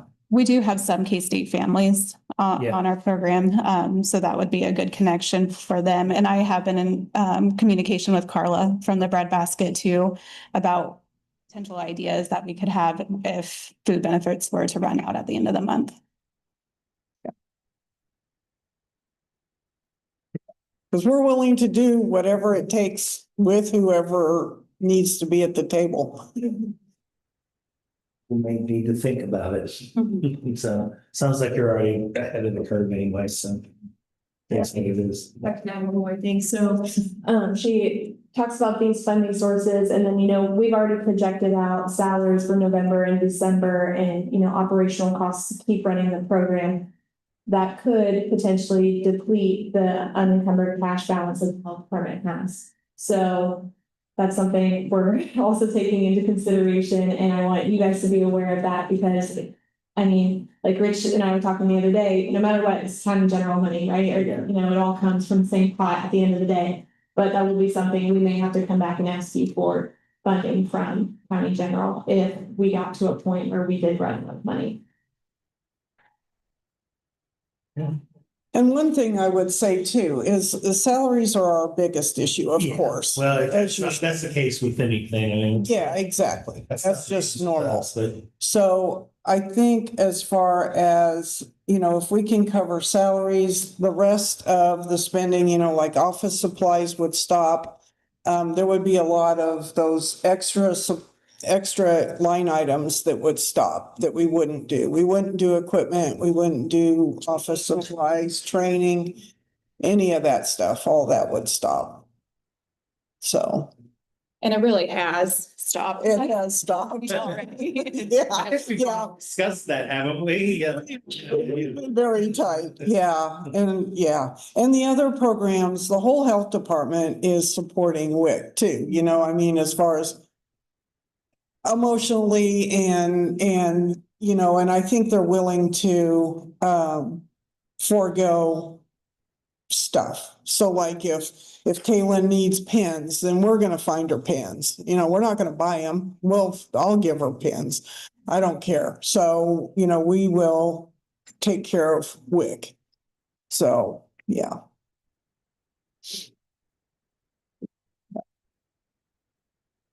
Okay, well, anything else? Okay.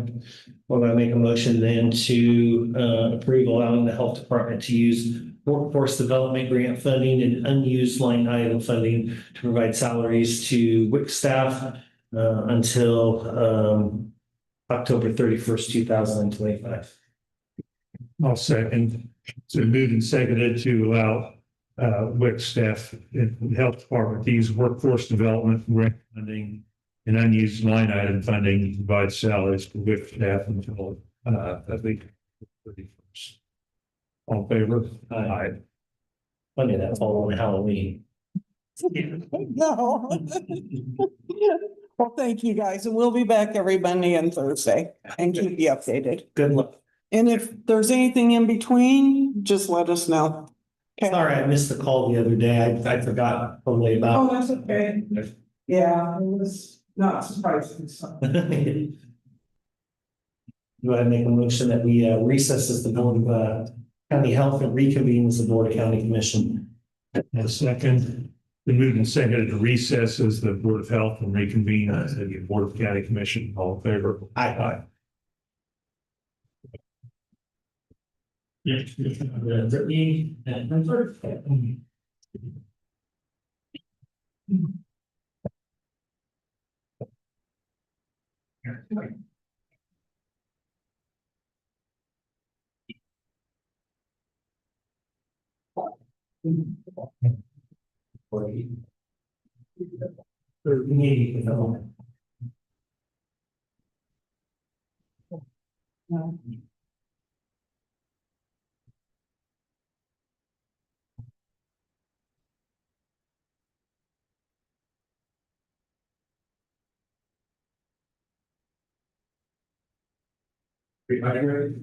Yeah.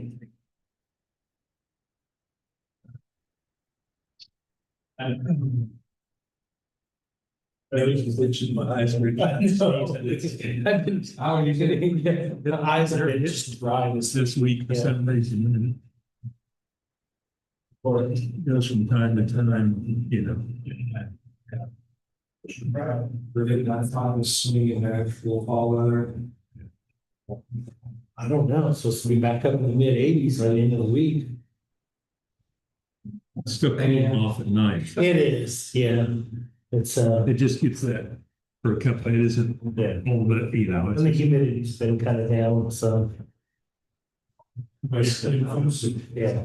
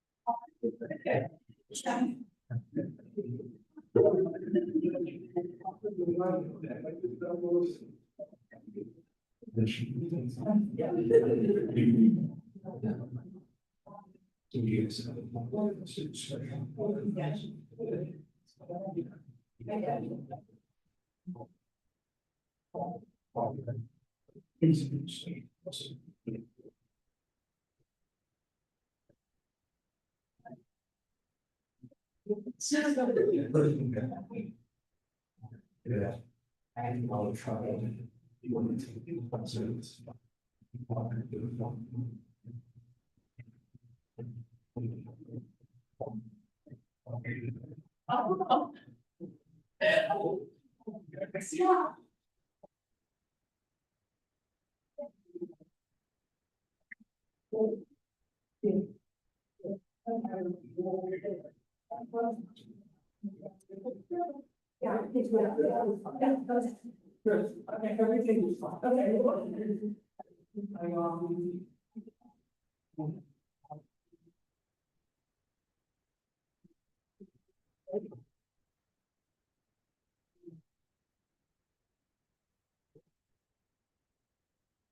Okay. I'll be.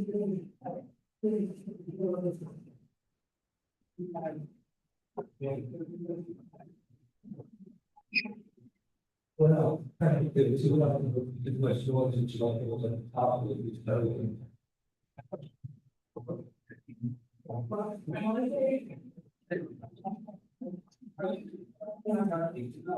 Okay. See some photos of the trees out there.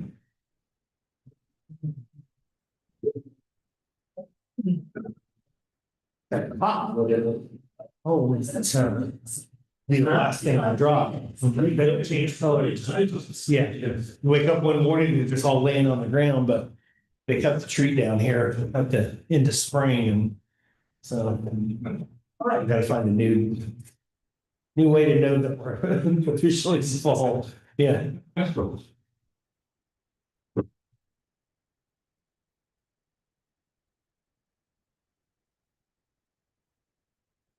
Oh.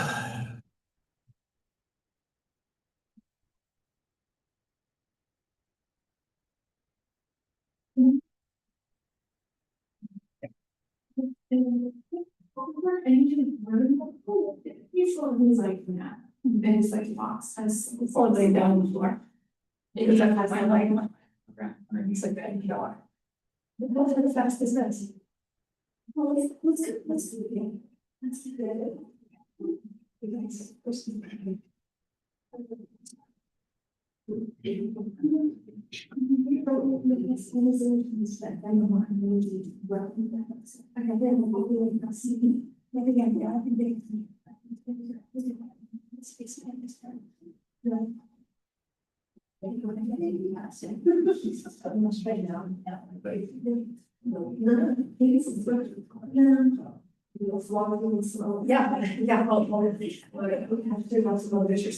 Yeah, seems like awesome, exactly.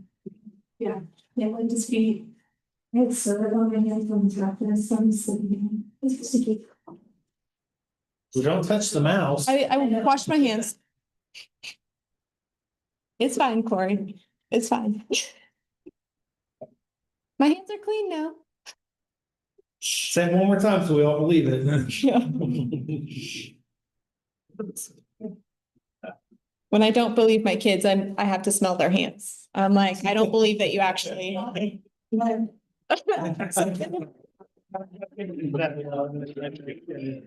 good. Yeah. And a As grand. far as I'm concerned, just keep the syrup on your hands. Yeah, I can't. I was like, why was that sticky? You ready for me? Yes, with that introduction. I know. Sticky hands running in right on cue. Okay, good morning, Commissioners. Brittany Phillips, Budget and Finance Officer, here to present the monthly cash flows. Start with economic development. We had no expenditures for the month of September, bringing our expenditures to 176,208 and our unencumbered cash balance to 287,262.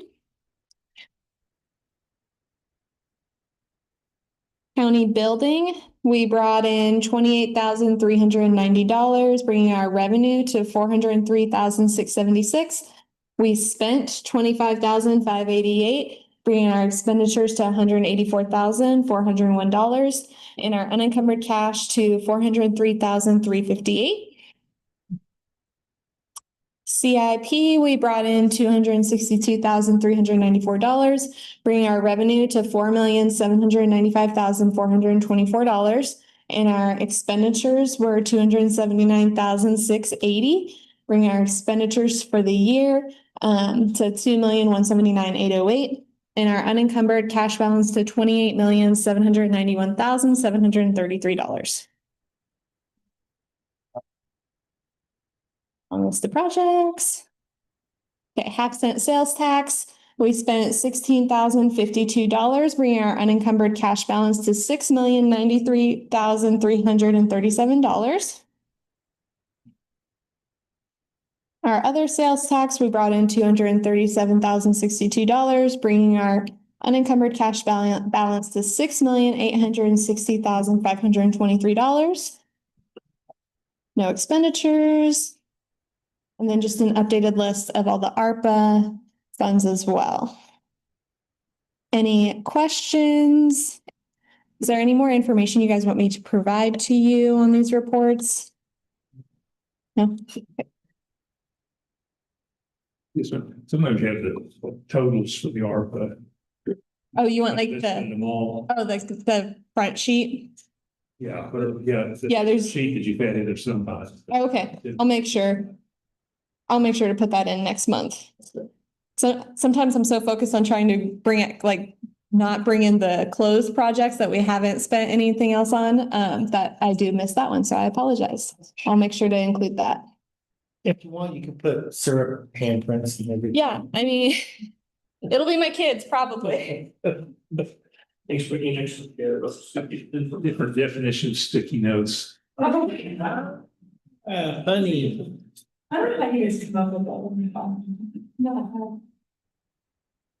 I don't know, it was like a dad joke. I was thinking. I know. But I always think, oh, what do you say?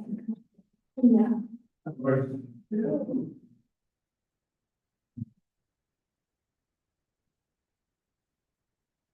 Are you gonna bring all those jokes to them?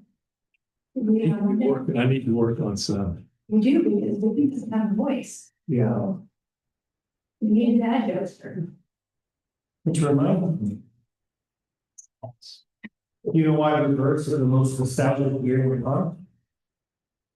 It always takes you back. Why are you now borrow them?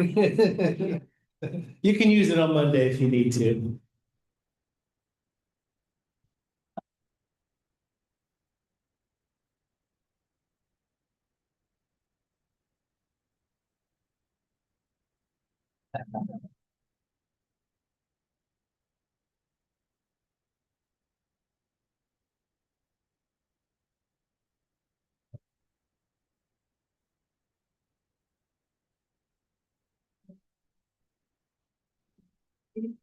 Oh, yeah. That's amazing, kind of like, we take it to city community courses, you know, so this is us hosting it, it says, you know, what are the friends hosting it, and then it's in from them, that someone's looking for the host. And we're aperture of that right now, it's just interest, actually, there's enough interest for them to come. I mean, I've heard 30, and I can make more, and there's 30 here. Probably be more than 30 at the luncheon on whatever date it is. Yeah. The city can, I'm not gonna, it sounds like we're not gonna be anybody there anyway. It's just not giving out people, it's. Can you do a PDF or something? Yes, it used to be, you know. Well, I'll take some hard copies too, but just in case I need to do something on the fly or something. Yeah. Dawn, okay. That's probably good, yeah. Yeah. Sure.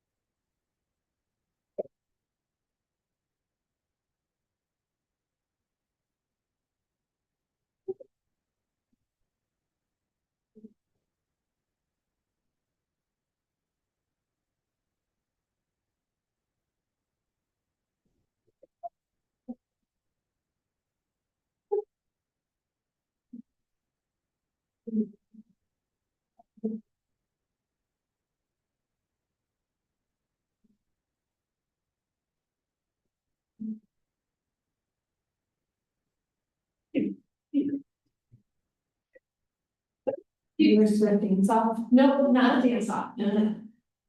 There's, she has a new, I'll just clarify really quick, it's not a dance off, but she has a new album, the new music video was released, and there's this one specific like 10-second thing that my cousin and I have been trying to learn. It's just a quick little dance. And I said this morning to her, because she was like, I finally got it. And I was like, man, that'd be so fun to do an employee. We got the whole county. Nobody would want to do it, but we got the whole county to do it. And we had a video like, oh, fun. But I was telling her that. But very simple. I could have. No, I said you and Vivian. Oh, yeah, we can do, you know, she's 50 years, she has to see it. No, because if it said her, she'd actually get up there to do it. Yeah, yeah. There's no question. I bet there's a lot of secret Swifties in that. Guys.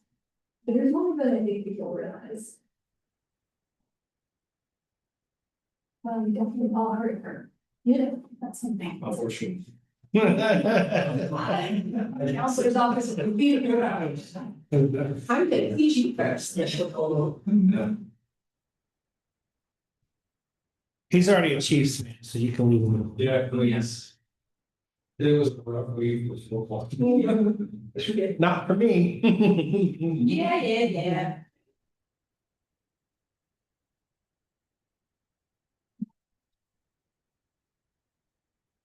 I gotta find a way to write that into the playbook. What's that? Oh, Do balls too long. You drop them column. Drop the ball. they only bring Have your best defensive line, just stand there watching. yeah. I don't see, but there's no problem. Right.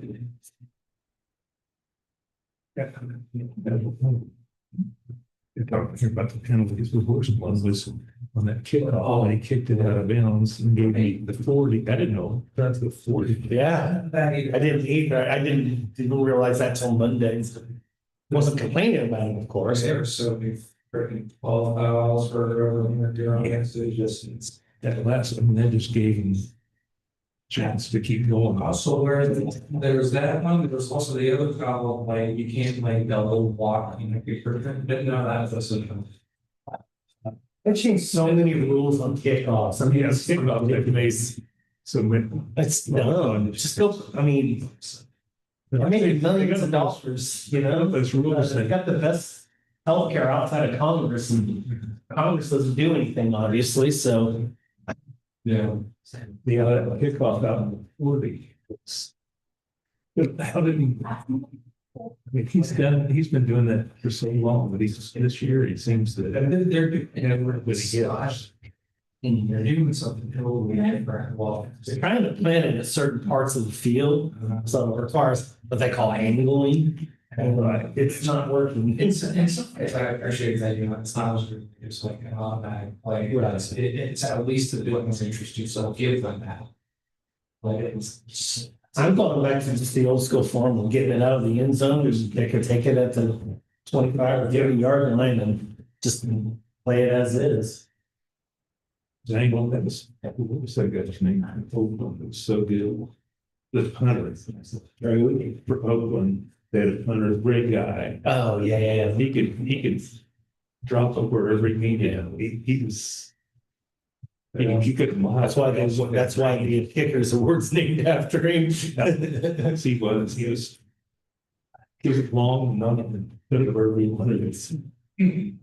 Well, that's a good Lord, but the problem with Butker though is you know, he's got so many injuries at this point that they're not necessarily, he has to like do some weird stuff, you know, to make it work.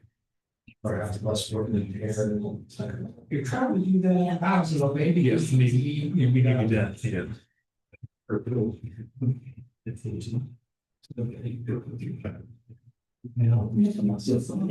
Well, I think this last Super Bowl might have been the plateau for the Chiefs. You're not gonna stay status forever. We're gonna get the Patriots did that 20 years. I see, feel like they pretty good the season. Like, You'll get rain, or you'll get Rice back in a couple of weeks, and offense can be pretty potent, but. I mean, well, we've done, it's supposed to be. You feel like it was. Yeah. The The weakness of Jaguars is the secondary, so. there was some offensively, there was some pretty good stretches and just penalties, even drives and lives, a lot of times.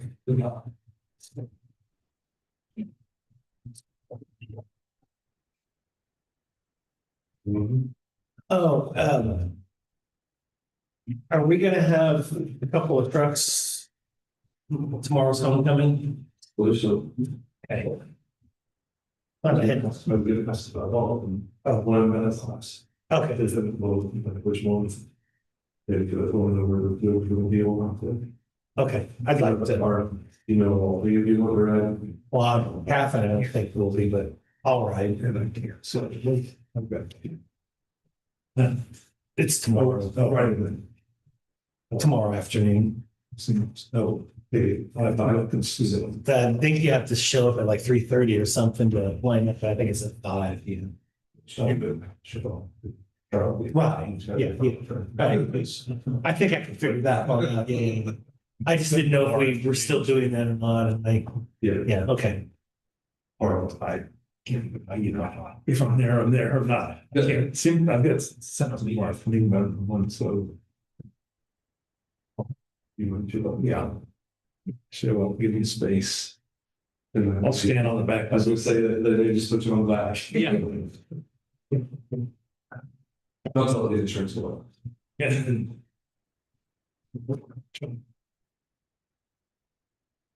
Just take it out our steak and lobster fund. Everybody wants insurance.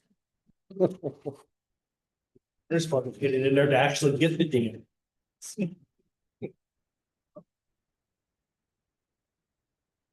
Spent 35 minutes yesterday trying to figure out how to do the enrollment.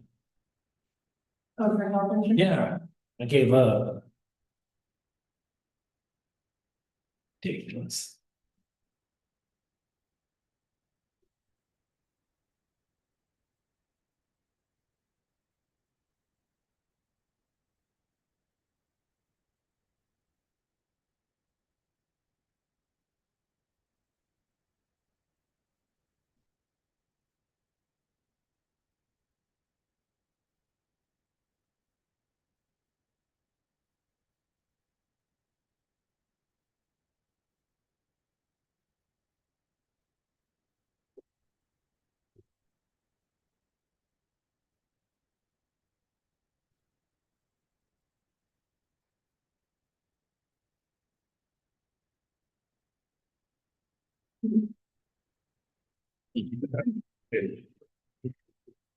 Hi, Commissioners, Russell Stuckey, with Riley County Emergency Management, County Fire District #1. Have my staff update for the month of September. We had a couple of interesting things, but mostly run-of-the-mill stuff. We did have the issue early on in the month with all the sirens getting set off inadvertently, but we figured that out and had some changes made at K-State Dispatch on how their buttons are programmed, and I think hopefully have that figured out. So that shouldn't happen again. One thing that we've been working on is with IT in particular, KCOM, is the upgrades to the mobile command post, and that actually got deployed yesterday because RCPD is having some electrical issues. And so they were making their temporary adjustments yesterday so that they could switch power today and replace the components that are failing and have temporary power to dispatch. But in case the temporary power to dispatch didn't work, we have the command post sitting down there that they can run out there and do a makeshift dispatch if they have to, but worked with Corey and his staff to hurry up some of the things that we were doing to upgrade the command post to make it more feasible to actually do that with it. And they programmed up some phones quick yesterday morning, and we have that sitting down there ready for dispatch to use, but hopefully they won't need to. It is there. Of course, we're working with the building committee to get our building going. or remodel going, and they reported that they should start putting up construction fencing Monday. And as mentioned earlier, we plan on doing some training tonight in the building, some search and rescue, some forcible entry to doors, interior doors. We won't attack the exterior doors yet until the construction fence is up to make sure the building is semi-secure. And so that may be another training note. But as we mentioned earlier, if you want to bring your safety glasses and I've got a pair right in my truck. and some other gloves and want to get some frustration out, we'll put an axe in your hand tonight. Okay. So. But looking forward to that this evening. As I've mentioned to you before, I'm working with a state working group on the radios, and as you may or may not be familiar, we have our own radio system, and then there's a statewide radio system. Obviously, our radio system is what we use primarily, but whenever we go out of our area, we have the state template in all of our radios. And as when we had our radio issue there previously, we were able just to switch over to the state radio system to use. So it's, definitely part of our backup plans and stuff. Well, that equipment's getting on to be 20, 25 years old from when they originally installed it. And so this working group is working to put together a proposal. The Department of Transportation is who actually owns the system. Excuse me. And they are working to put together a proposal to take to the legislature to let them know, hey, a lot of this equipment's going to be end of life and it's time to replace it, update it, and to get the ball rolling on that, hopefully here sooner than later. So I've spent a little time on that and a trip or two to Wichita to some meetings, but hopefully we can get that going in the right direction, and also working towards doing some things that we can't do now, like integrating radio systems like ours that are standalone with the state system, so that it's a continuous flow for your radio. You don't have to, oh, I'm here, I got to switch to here, and I crossed this line and I got to switch to here. As a trooper drives through, or as we leave, or a KDOT truck passes through, they may hit on our radios versus having to, oh, now I'm in Riley County, I got to switch my radio to this. So hopefully we at the end game. Emergency management wise, Robert's been working on a lot of plans.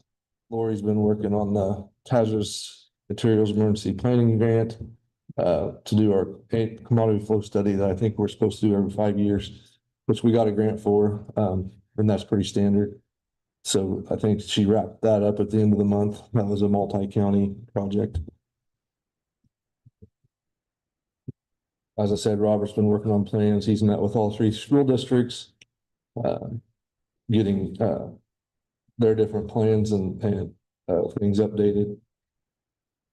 We hosted 2300 class in the new EMS training room, and we have at least 2 of our wonderful participants that we were really glad to have from HR and finance here in the room, 2 with us. And then we had 23 altogether, I think. Mostly people from Riley County agencies, whether that's K-State or Riley County or City of Manhattan. There was a couple from Hayes, 1 state fire marshal. Can't remember the other outside ones. Yeah, dispatch. I was thinking there's somebody else from the outside, but the emergency manager that was my Lori. See Pratt. Yeah, I think he did. So that was a success, and feel free to ask Brittany and Elizabeth of how much they enjoyed it. You say that sarcastically, but. I mean, both. Yeah. 3 days away from your desk is not a good thing, but it's not a bad thing either. Enjoyed it more than. The extra message where we will make it more relevant, but just about. Mhm. Yeah, I'm guessing that finance and HR was mentioned more often than you thought it might be for that type of class. I think more than anybody would think that we would be involved with these situations, so. Right. It's a good reminder. Right. We're always a part of the picture. Get better, I think. Emergency or not, bills have to be taken.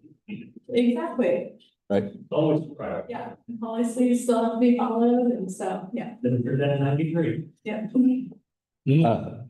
And so, you know, in follow-up conversations like with Elizabeth, it, you know, it stresses where maybe that's something that needs to be looked at in a lot more job descriptions, just mentioning, hey, in the event of a disaster, you may be asked to do this, you know, fill a role at the EOC or work outside of your normal job description for a few days or weeks. So, We have other duties at a time, but it's pretty vague. right. Right. Yeah, that's gonna be high priority for us next year after especially after we get moved into the new facilities.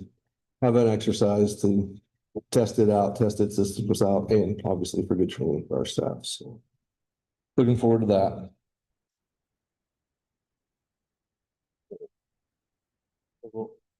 Other things, still working with Jacob and the city of Riley on the agreement to consolidate the Riley Fire Station with the Riley County Fire Station that sit right beside each other.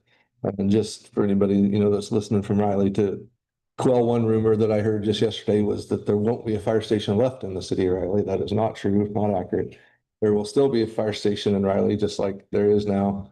And actually, both stations will continue to be used.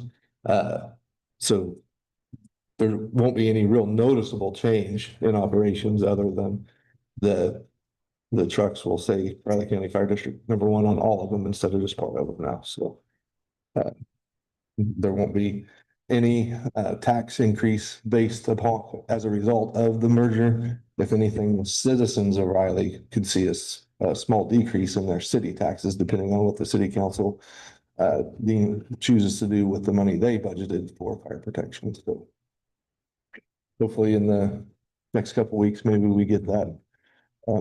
It's hurting me at City Riley's, and so. Right. Yes, that's about here. Yep. Today we have crews up at the city of Riley and at Randolph doing fire prevention week month programs for the schools. So the kids get to go out and touch a truck, and we give them some pencils and erasers and different things for fire prevention and awareness. As I said, tonight, we're going to do the training. Another note on the training we're going to do is in part of the contract with BHS is there's a credit if we do the majority of the demolition for the inside, it could be up to almost $10,000 worth of credit off of that contract. So, you know, we might be able to save 7, 8, 9,000 depending on how much demo we get done and everything. So a little other incentive. Something we'll need to get scheduled is a grand opening for the University Park Fire Station. Yes. I think Public Works finally got that contract almost done. The water lines are in. I think there's a sewer connection. The connection is there. The connection just has to be made. They're waiting on a manhole to be put in and finalize that connection. And then we'll be ready to do a grand opening once they get the final dirt work done after that. So work with Vivian and get that scheduled. I think the only other thing I was going to mention was the equipment committee's been meeting and we have 3 old side-by-side UTVs. The majority of them, I think, were hand-me-downs from the military. I think they're putting together some specs and probably coming to the commission to ask permission to go out for bids to replace those side-by-sides. You might see that in the next couple of weeks. So. Other than that, do you have any questions?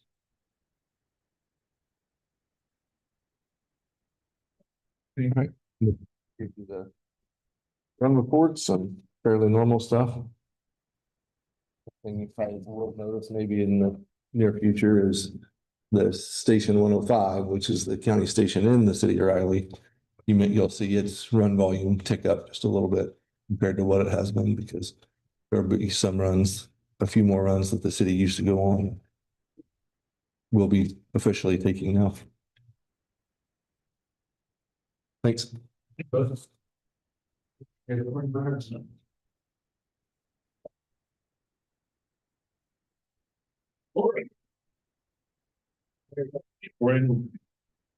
but I have to even say this is Corey, I think the birth.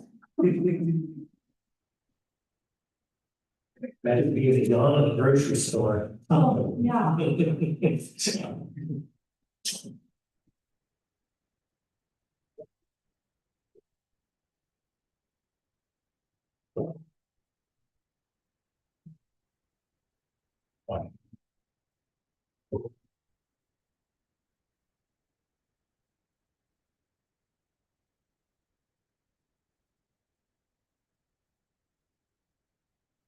Want to just let me get started?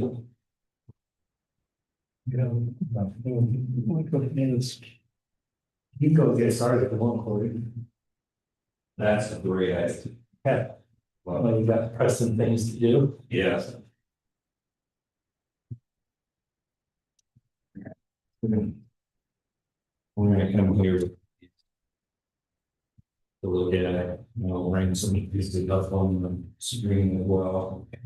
But we're kind of these as well. Of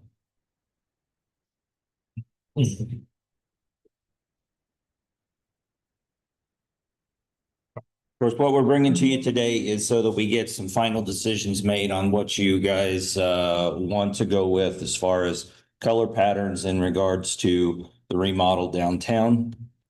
And we understand right, and we can reconfirm, but we're pretty much boiled down to one decision left to be made. And that decision comes down to the top of the desk that's there. So we'll recap what has been decided and what has been discussed. What do you got in here? I mean, I guess we can talk about the chairs too. Okay. Chairs as well. Okay, so recap, here's the carpet that was decided upon. And that's one of the squares here, but the carpet was decided was this, and to go in a herringbone pattern. It's got this zigzag to it. The only thing I was curious about is where does the carpet start and end? Okay, so in your offices, it will not be in this pattern. It will be more in a straight line. There's a picture of that in there. This pattern will start from the room that's over to the side. Okay. The whole hallway too, right? Yeah, coming down the hallway. So as you're coming down the hallway, headed east, going into commission, that's the pattern you're gonna see as you come into the room. Yeah, okay, it'll flow through. It's the ash. That other one, that'll be what's in the offices too. So this will be the pattern look within your offices. Instead of the zigzag, it will be this in your office, kind of break it up. One of the big reasons for it is the other pattern does end up with a lot of waste from it. Carpet doing in a herringbone pattern, you're going to end up having where ends are a lot of cuts. Yeah. Correct. Yeah. So we'll go with this pattern on the floor in offices so that we're minimize waste. Then let's see. We have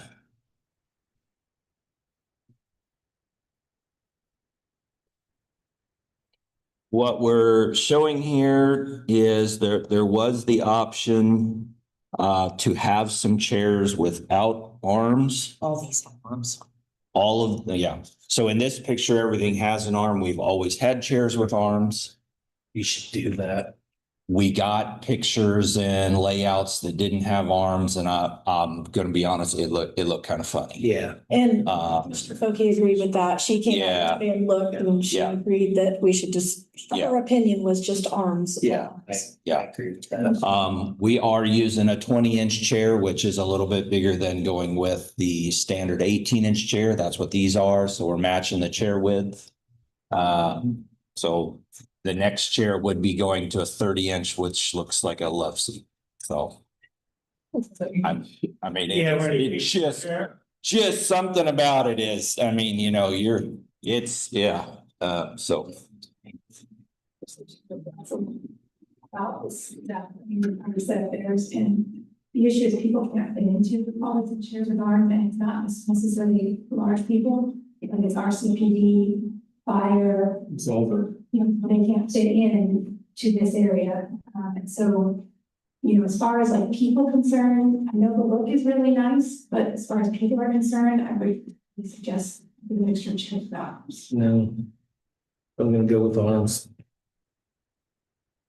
Well, that will be, then we will ask and you know, to get a firm answer on that when we get to the end. And we'll give you the final questions that we need. I'm gonna go with arms. Arms. But I don't know if you can make the back row without arms, something. Show them the picture. Where do you? It's on that same, go back to W drive, there's a different. Arms too. How wide are these chairs, Corey? They're 20, so 20. you're getting So two that's- extra inches on there. It's the same. Yeah, Yeah, that's looking wider than. yeah. So do the same as what you're. Yeah, we measured these specifically and sent to Mark, and so then he matched the width to know, make sure that we weren't getting anything lesser. Without that, then you can chair. Maybe just us, you know, sort of fire, if they have any concerns, that's my understanding. One thing is if you do that, those individuals that would. Those that are actually use those chairs on. Yeah. My other people who didn't need it, that's exactly what I was thinking. So this is a picture, this one here of the chairs on the inside in the aisle there. You can see that each one of them do not have an arm. And then this is just the idea of maybe the armless sitting to the outside. But a little bit of what that looks like. Saves a few dollars per chair because there's not arms. It's very minimal, so. I'd say it is neat, but here, you know, we designate RCD, you have to sit in these chairs. Reserved.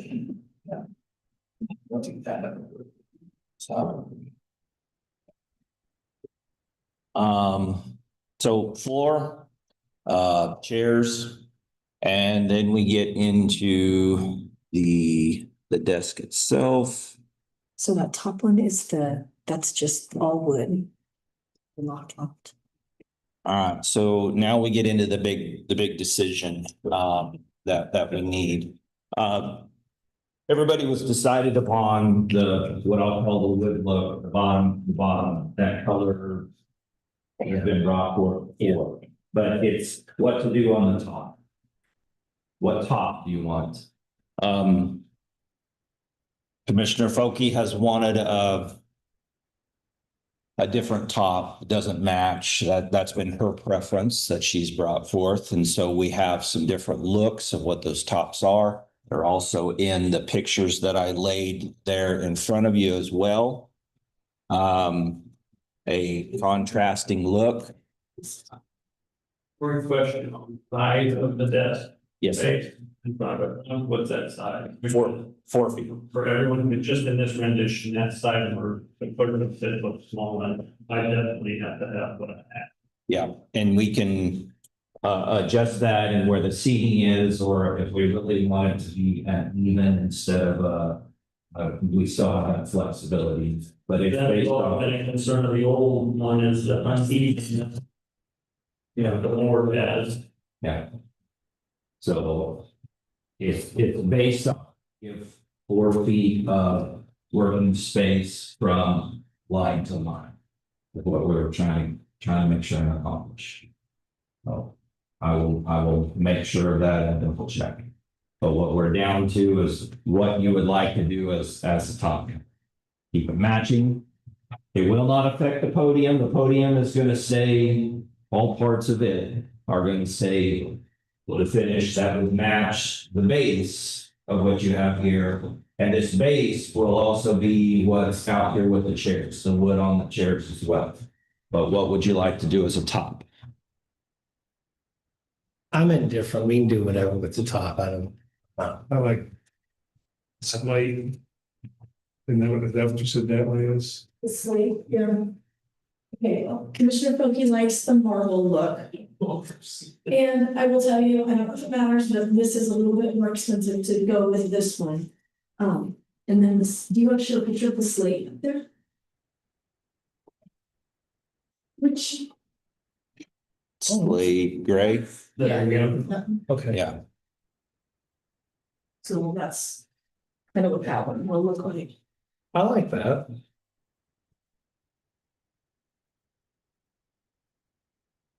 It's hands down your choice. The comment I'll make to it is I can only see about 10% of your real estate on top once you guys get everything covered on there, you know?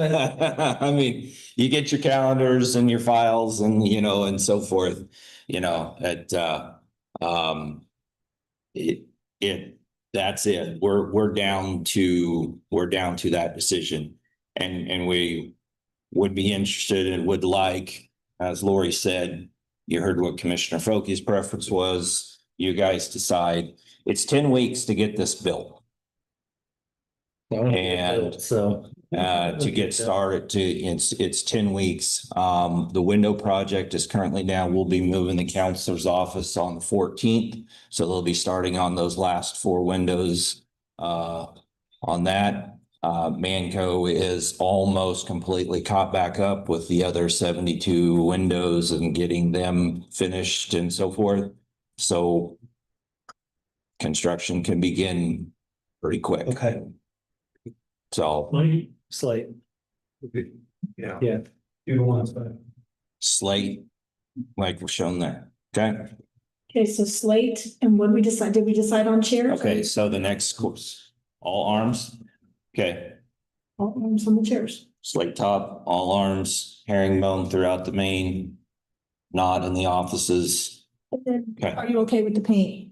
The colors? Yeah. Yeah. And the columns will be this. Will be this, and this is the chair.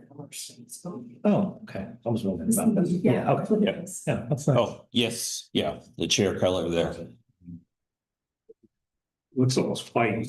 That looks white, but you know. Correct. Yes, yeah. No, that's what I'm thinking here. Yeah. This looks better. Yeah. Yeah. Resembles a lot lighter or to white. Yeah. Mhm. Yeah, and the paint and the trim and stuff, that's all fine. with me. It's so hard to get a good picture where all the Right. colors are correct, Sure. so.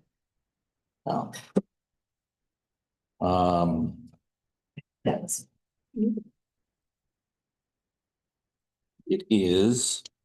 We will be bringing back, or John will be bringing back a contract with VHS to get, but we can go ahead and order. That's what we really needed today, is to get the order going. That is the color of the cloth that's gonna be on the chairs. It's right there. It looks much whiter. Yeah, it looks much whiter. Looks like this in pictures. Yeah. This. Yeah. So. Do we need a official motion as these selections are? We did. The decision you need was the chair, the arms or not, the color of the top. Of the top. Yeah, we'll agree since you get all chairs, the arms and top color. Okay. Okay. Okay. Good. Okay. Excellent. Good order. Let's get it done. All right, roll. Thank you. Okay, good deal. Thank you. Thanks for all your guys.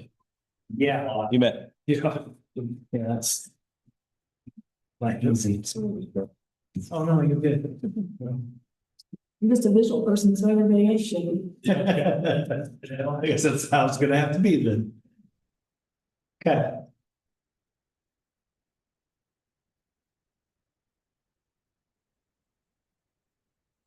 I don't have anything else. Just keep in mind, I won't be here. I'll be zooming into next Thursday's meeting. Of course, we're not here on Monday, so. I won't be back here till the 20th. I guess that's the next, yeah, okay. Really? Wow. I know you get a break from me for a while. Party, I guess you are partying on. Change the agenda for Thursdays. He thinks I would pass. You wanna go over, huh? Yeah. Sounds good. So Commissioner Ford. Not much commentary today. I'm gonna go 27-24 TCU. Great. Can we consider it, I don't.